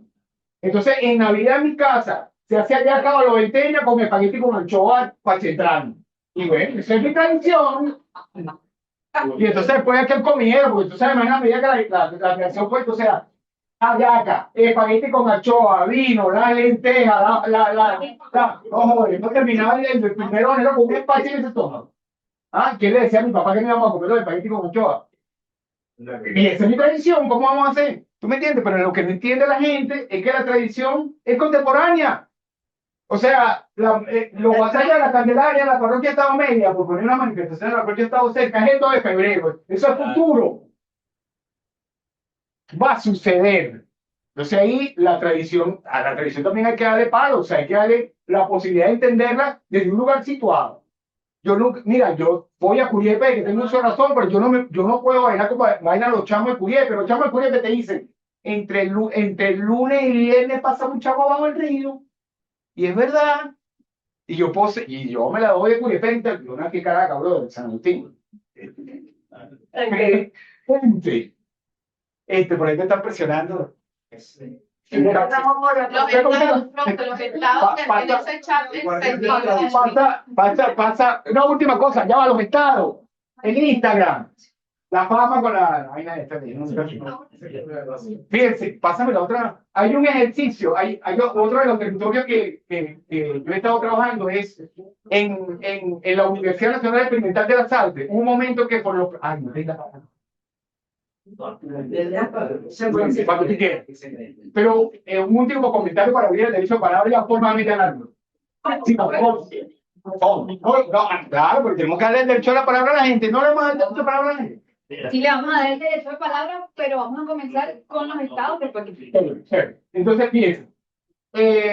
Hubo un momento que por el problema de la metodología, esta metodología Corsé, método científico, hipótesis, planteamiento del problema, antecedente, marco teórico, marco metodológico y cuántas cosas insoportables te pueden poner para que tú no hagas nada y te aburras y te retires, la gente no se graduaba. Entonces nosotros nos inventamos ese seminario hippie que se llama, empecemos por UPM y terminamos con una tesis. En principio para tratar de con los estudiantes de prácticas artísticas que pertenecen a la universidad, ampliar un territorio distinto, ¿no? Y cambiar, transformar la visión que la investigación se tiene en una universidad como esta, ¿no? Partiendo del principio que leíamos ahí, que bueno, que la investigación es consubstancial con los procesos de creación artística. Uno de los recursos, así como dice Humberto Eco, del fundamento simple que nosotros logramos para invitar a los participantes del seminario a que produzcan contenido, era responder estas 8 preguntas. ¿Qué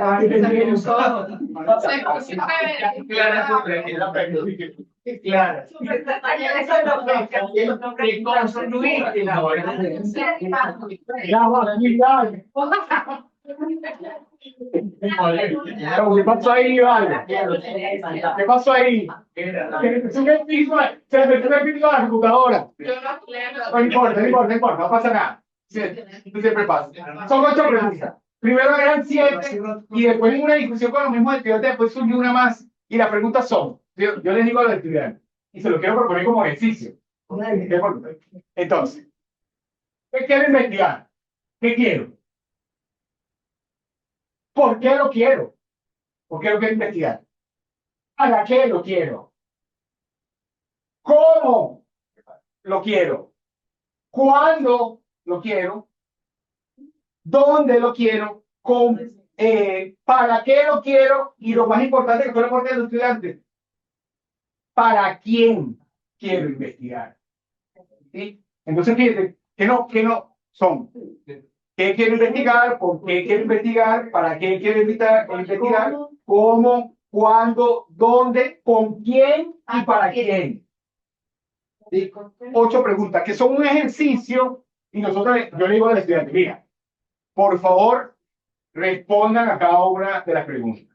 Esto es un ejercicio nada más para producir contenido. En la medida que eres generoso, generosa o generose o generosi, vas a tener contenido. Y en función de eso, bueno, vemos qué resulta. ¿Cuál es la intencionalidad? Por ahí hablaban de la pertinencia. Sí, bueno, la investigación tiene que tener algún tipo de pertinencia, ¿no? Digo, tiene que tener algún tipo de relación con los estudios que está cursando. Sí, eso es así. O sea, yo lamentablemente que quiera hacer un trabajo sobre la drosófila, me la bombaste de la Universidad Nacional Experimental de las Artes, tiene que justificar, no es porque no se pueda. Entonces tiene que tener algún tipo de pertenencia con los estudios que hace. Por ejemplo, entonces, este ejercicio, al cual yo les invito que lo hagan cuando quieran hacerlo, de alguna manera ha invitado a los estudiantes a producir contenido, ¿sí? Porque además, en el caso de la universidad, hay una serie de problemas que la universidad hereda, ¿sí? Que es como la formación que traen los estudiantes del bachillerato. En algunos casos es maravilloso porque viene una gente con un, citando a Bourdieu, que lo mencionaron por ahí, con un capital cultural tremendo, pero por otro lado hay gente que llega que no sabe escribir, y no sabe, y no escribe porque no leen. Entonces hay como que resolver los espacios de metodología, termina también resolviendo otras dificultades que tienen los estudiantes. Nada, después de tanto aspaviento y dificultades, estos eran un poco los elementos que yo traía para compartir con ustedes. Les doy muchísimas gracias, que hayan abierto el derecho de palabra.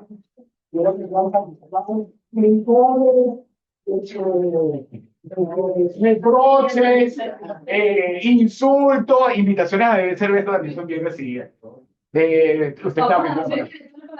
Para leer algunos comentarios de sus otros compañeros. Ok, voy a parar porque yo no la costumbre que tengo para hablar. Quería hacer una pequeña reflexión en torno a que, es decir, tenemos que partir de un elemento fundamental que es la diversidad. De reconocernos que somos diversos porque el modelo hegemónico nos ha impuesto lo único. Lo único. Entonces, cuando nos enfocamos ya en que hay una sola cosa, por eso siempre estamos pidiendo recetas y por eso las universidades tienen reglamentado todo un mecanismo que es único. Entonces es único para los de arte, es único para el bandero, es único para el Miguel, y ahí tú tienes que colar los proyectos de investigación. Hay un fetichismo ahí con... Exactamente. Entonces, partiendo de que somos diversos, somos plurales, eso es importante. Lo otro es que yo quiero, cuando empezó con tu exposición, yo me contenté mucho, porque me llevó a lo que yo pretendo desarrollar en este programa de estudio. Y para mí, o sea, lo primero que yo me cuestioné fue que esto para mí no es un problema. O sea, todo no es un problema. Porque lo que yo, por ejemplo, pienso desarrollar, o lo que me motivó, es el fogón de mamá, el fogón de mi abuelo. Pero como la cuestión es estudios latinoamericanos y caribeños, entonces yo traté, ¿verdad?, de hacer una idea inicial que a lo mejor cambia, pero que yo quiero trabajar los lenguajes del fogón. En la cuenca del Caribe, los lenguajes del fogón, elementos de resistencia y descolonización. O sea, ese es el tema, ¿verdad? De lo que yo tengo por ahí. Entonces, yo no sé si irme, porque entonces cuando uno empieza a escuchar a la gente que nos viene a explicar, ha sido excelente. Entonces, en estos días hablaron de la estética. Entonces, a lo mejor yo no quiero hablar del lenguaje, sino de la estética, porque yo creo que el fogón es una estética diferente. Es decir, yo no tengo un problema de investigación. Yo lo que quiero es que lo que forma parte de mí, los demás lo conozcan y lo reconozcan. Entonces, yo estaba en esto, ¿verdad? Porque yo sí me contacté con mi tutor. Pero para reconocerlo, tiene que invitar, claro, yo quiero reconocer que ese fogón tuyo. Entonces, ¿sabes que uno agarra, ¿verdad? Y entonces, en estos espacios académicos, uno siempre anda buscando tipos renombrados que hayan hablado de eso. Entonces yo quiero empezar, y yo voy a hacer eso, porque yo creo que este espacio va a dar para eso. Y con la gente que ha venido aquí, a mí me ha dado luces que sí lo voy a poder hacer. Es más, yo lo voy a hacer. En vez de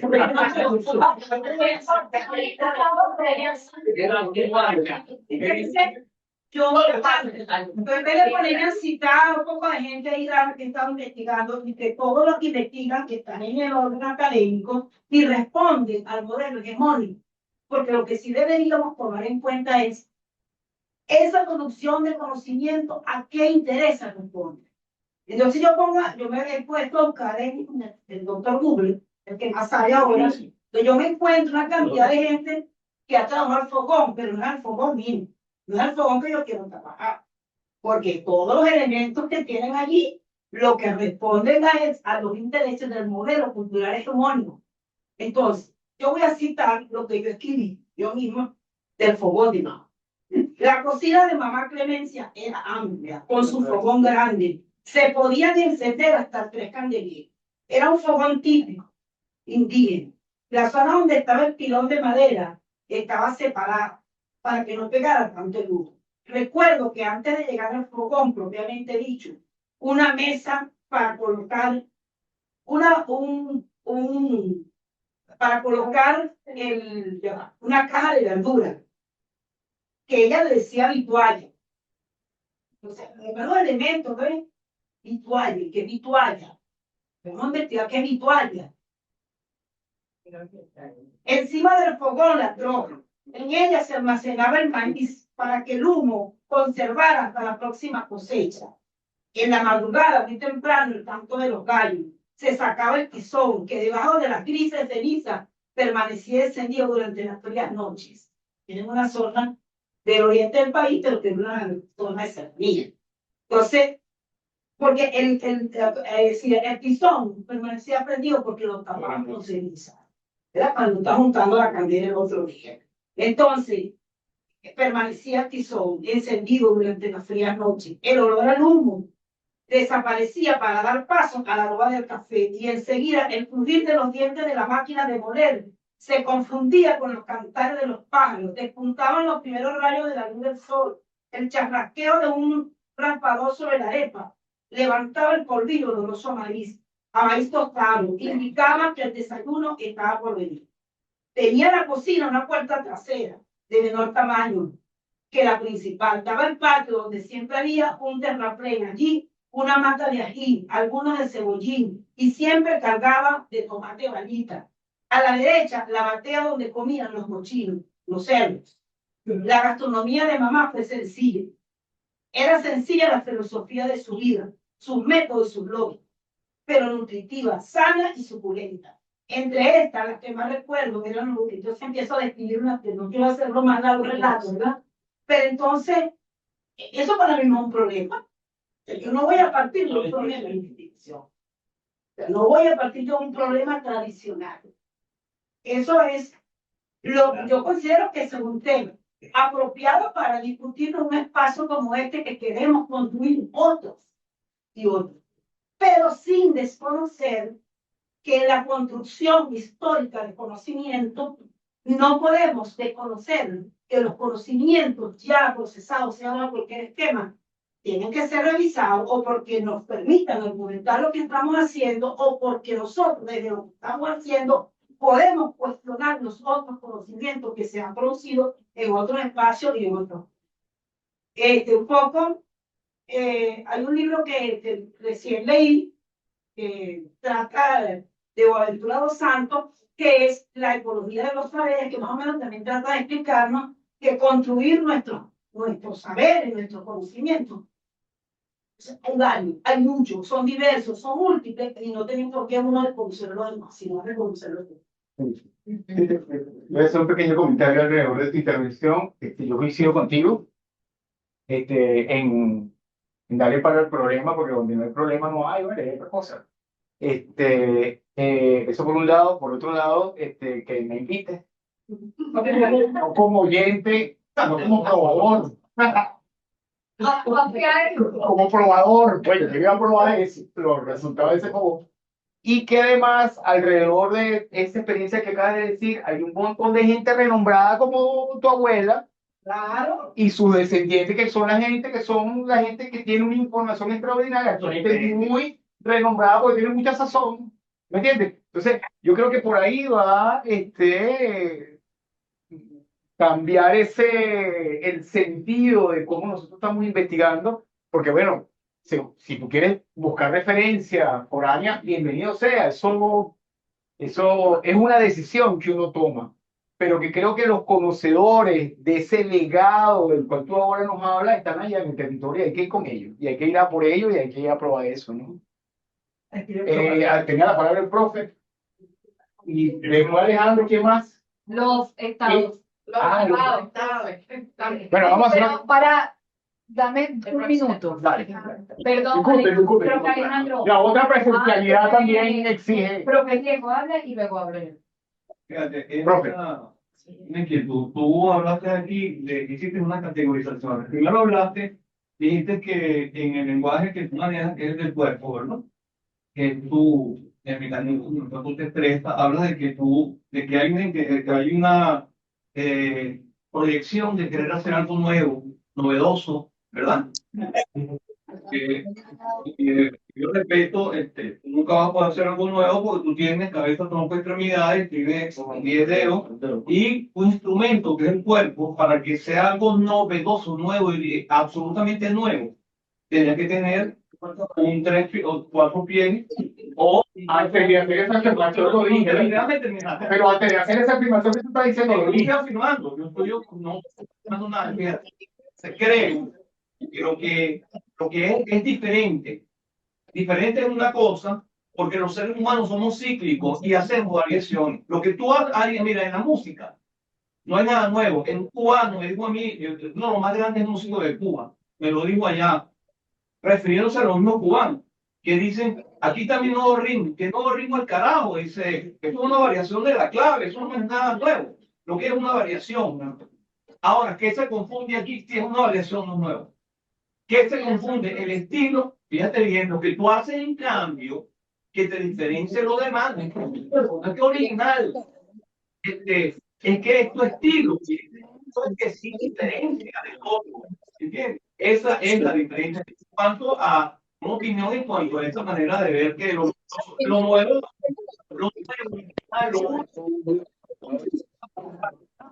no sé qué información tengo ahí. No tiene, no me lo ellos en 40 No, en la Europa casa lo que utilizan y después, dependiendo, no sé qué información. Mira, en 40 años, en Europa Central llevan ya como 20 movimientos, caramba. Como 20, yo les conozco, yo tuve un encuentro con unos compositores europeos, entre los que vinieron como 5 representantes de movimientos diferentes. Entonces, las otras civilizaciones del mundo, no occidentales, no están con esas pendejadas. Pueden tardar 500 años, ¿verdad? Haciendo algo, o pueden tardar 10 años. Tú fíjate, China, Japón, India, ¿verdad? La misma África, antes que lo vieran, porque son 3 África: África occidental, África musulmana y África tradicional. Así la fracturaron y se la repartieron a comienzos del siglo XX las potencias occidentales. Entonces, fíjate, lo que quiero decir con esto es, nosotros, fíjate, tú utilizaste cuando tú dices que es lo nuevo. Yo no dije eso. No, aquí yo anoté, pero Si tienes que dejar de defender. perdón. No, pero es que no estoy acusando. Tú me tienes ahí y no me defiendas. Original, fíjate, novedoso, nuevo, original. Realmente creo que lo que tiene que ver es con el estilo. Ahora, otra cosa. Tú hablaste de unas categorizaciones. Hablaste de moderno, posmoderno y contemporáneo. Fíjate, yo te puedo preguntar, si eso tiene que ver con una cuestión cronológica, ¿verdad? Porque eso son categorizaciones cronológicas. Por ejemplo, Ilan Chester es contemporáneo de Simón Díaz y de Diego Siglo. Bueno, Simón Díaz acaba de fallecer, Ilan Chester está vivo. Vamos a poner otro, pues. Vamos a poner a Juan Carlos Núñez, acaba de fallecer. Okay. Entonces, ¿cuál es bastante su música? Sí, ok, vamos a hablar entonces de qué significa, fíjate bien. Cuando tú hablas de modelo, porque yo te hablé de Carlos Horta por una apreciación personal también, de que conocí a Carlos Horta y vi cómo fue su evolución y vi cómo él no terminó trabajando en Europa y convirtiéndose en un europeo de América, sino que siguió siendo el hombre que llegaba aquí y se iba a bailar de Marín, ¿verdad? Y siguió relacionándose con sus amigos, con la gente, y tenía un taller con una jeva que yo conozco también y sé de dónde viene, Simón Rodríguez, de San Vides y de otras partes. Hoy todavía es sobreviviente. Acaba de ganar el Y le hace un homenaje dentro de 2 días, yo espero ir, ¿no? Entonces, fíjate, y Poi tiene una propuesta extraordinaria. Entonces, fíjate, lo que te quiero decir es que yo en lo particular, ¿verdad? Yo he tenido conflictos muy fuertes con este manejo no, porque es contemporáneo, no, que yo, por ejemplo, te voy a dar un ejemplo particular. Yo fui a hacer una exposición de mi trabajo en la Universidad Simón Bolívar. Vino un doctor que cuando le dieron su currículum me dio un mareo de media hora hablando pendejadas del currículum. luego presentan lo que hizo. Entonces, él se definió como un contemporáneo, no sé qué carajo, americano. Entonces, cuando yo presento mi trabajo, yo me defino.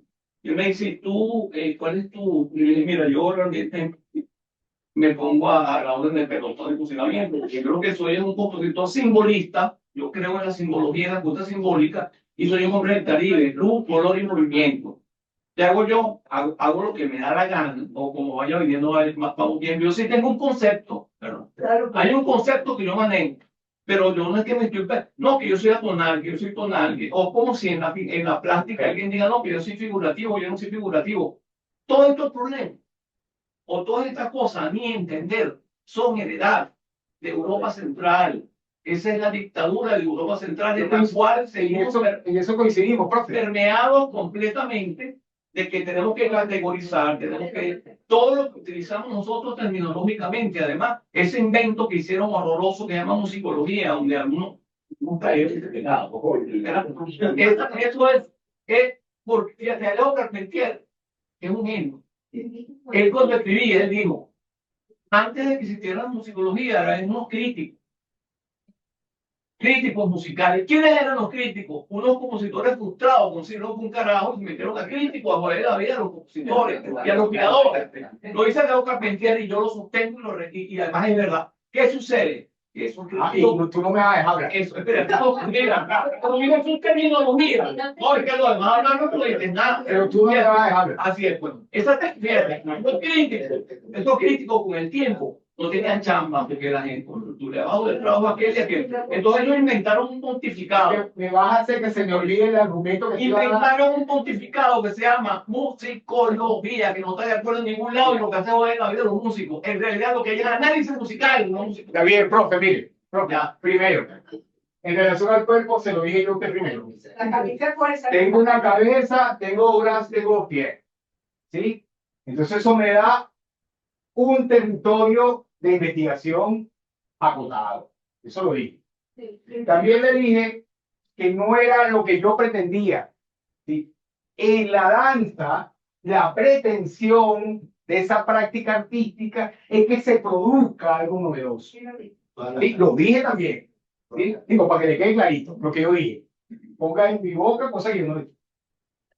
Pues en relación a Carlos Horta, que fue mi maestro, y además nacimos en barrio, en el bueno, yo soy uno de Cali, él es de Marín, nosotros somos de Marín. Cuando hablé de David Zambrano, dije que en la actualidad el non plus ultra de la danza postmoderna era David Zambrano.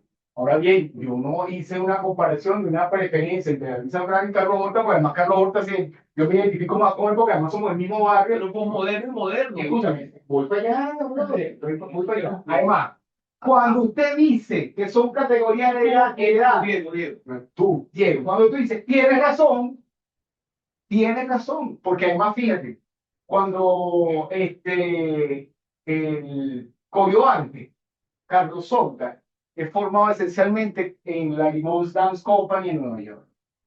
Y la propuesta de construcción de discurso que manejaba Carlos Horta y que heredó Corioarte, y que además heredó Poi y toda su descendencia, es moderna, pero es la categorización que ellos le dan.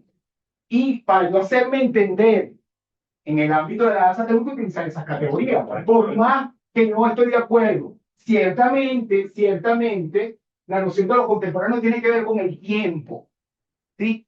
Pero lo moderno no, porque es un relato existencial. Estamos de acuerdo. No, por eso te digo que estamos de acuerdo. Ahora bien, para yo hacerme entender, entonces moderno también. El Zambrano que tú hablas, también claro, sí. No es como moderno porque no está pasando en moda. Escúchame, sin duda alguna, pero escúchame algo. No. No, ahí diferente. Yo lo que creo es que lo moderno no debería ser una categoría temporal, porque por ahí es donde nos colonizan. Así es.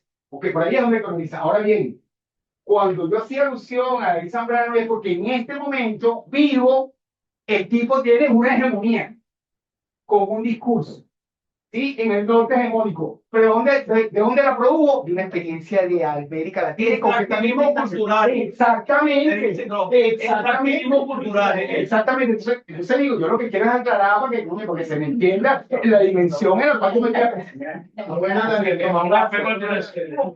Ok. Gracias a los dos.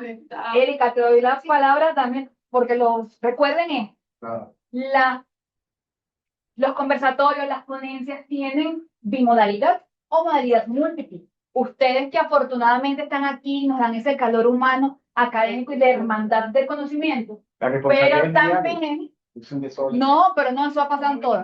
Pero también nuestros compañeros y hermanos e investigadores del arte, de la cultura misma, que están conectados, que pertenecen a otros estados, pertenecen también a Distrito Capital, pero por determinada razón no se pudieron conectar y tenemos estudiantes internacionales.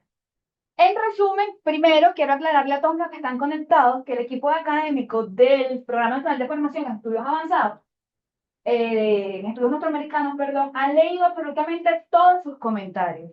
El hecho de que no detengamos al profesor o al ponente o a nuestro compañero del día de hoy para leerlo no quiere decir que no los estamos leyendo. Los estamos leyendo, estamos haciendo anotaciones y les estamos contestando en la medida de nuestras posibilidades. Nuestro reconocimiento a Lilia, pues que es la responsable como tal de hacerlo. Más que preguntas, en todo el chat, pues te agradecen porque llegaste a zarandear a esta gente. Bien hecho. Así que yo estoy leyendo tal cual. Hablan pues de que en efecto el fogón es un lugar de la cultura, hablan del proceso de decolonización, hablan del proceso y la importancia del análisis de lo que estamos haciendo y el por qué lo estamos haciendo. Estoy dando como generalidades. Hay que planificar rigurosamente para poder improvisar a gusto. Acá nos hacen esa cita. Podemos hablar de la improvisación si me vuelvo a invitar. Segunda parte, todo va a tener una segunda parte. El diálogo es sumamente necesario para conocer diversos puntos y en este comentario agradezco a cada uno de los que están conectados porque han sido muy precisos y concisos, eficaces, eficientes y efectivos en cada uno de sus comentarios. El diálogo es fundamental para el crecimiento juntos. Recuerden que aquí en este espacio hay 42 personas más el profe. Son 43 personalidades, ¿verdad? Más los 33 que están conectados. No buscamos en este Programa Nacional de Formación Avanzada que piensen igual, porque eso sería muy aburrido. Mucho trabajo. Necesitamos que piensen diferente, pero no distinto. Diferente, que piensen diferente, pero no distinto. Y lo voy a aclarar. Cuando digo que no piensen distinto, es que no perdamos el norte de este Programa Nacional de Formación Avanzada. Agradecerte, profe, en nombre del profesor Pedro Casadilla, en nombre del profesor Carlos Franco y de todo el equipo acá presente, por habernos acompañado la tarde de hoy. Un aplauso para él.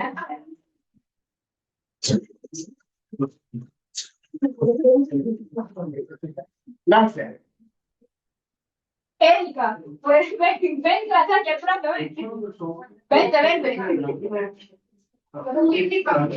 Ajá, vamos a que yo me comprometí a dejarla. Claro, por favor. Erika se ha convertido en el sello de clausura de las actividades, porque la semana pasada también cerró. Sí, lo que hay No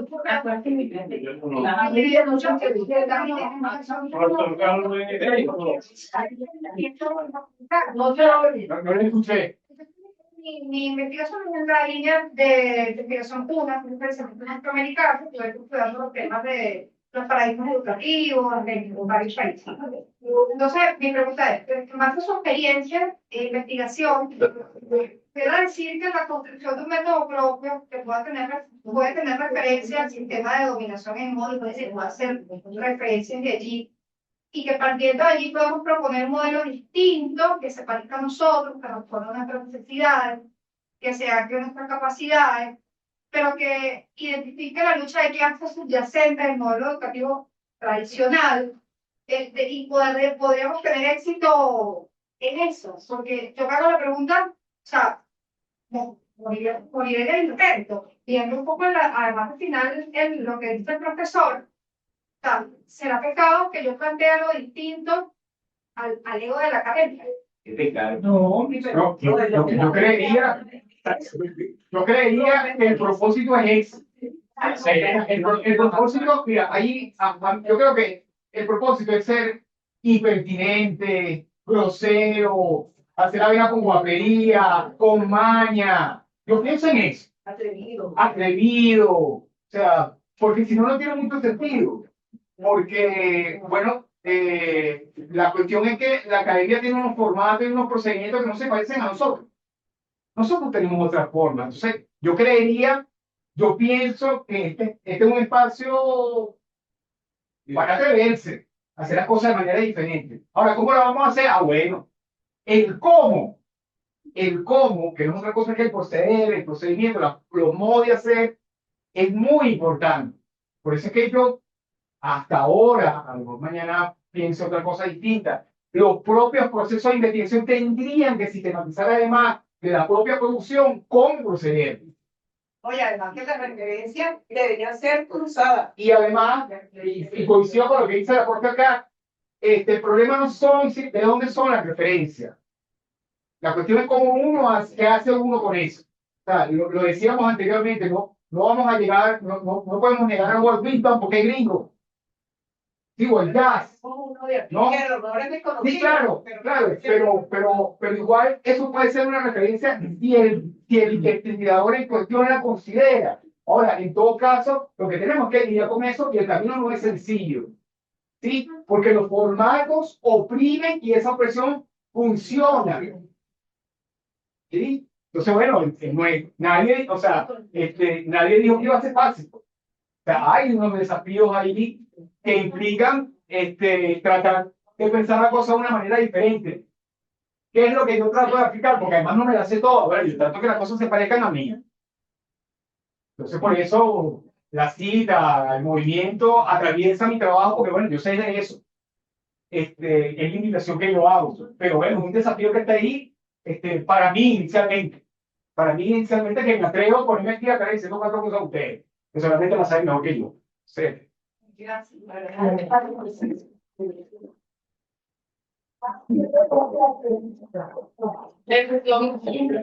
Sí, qué bien.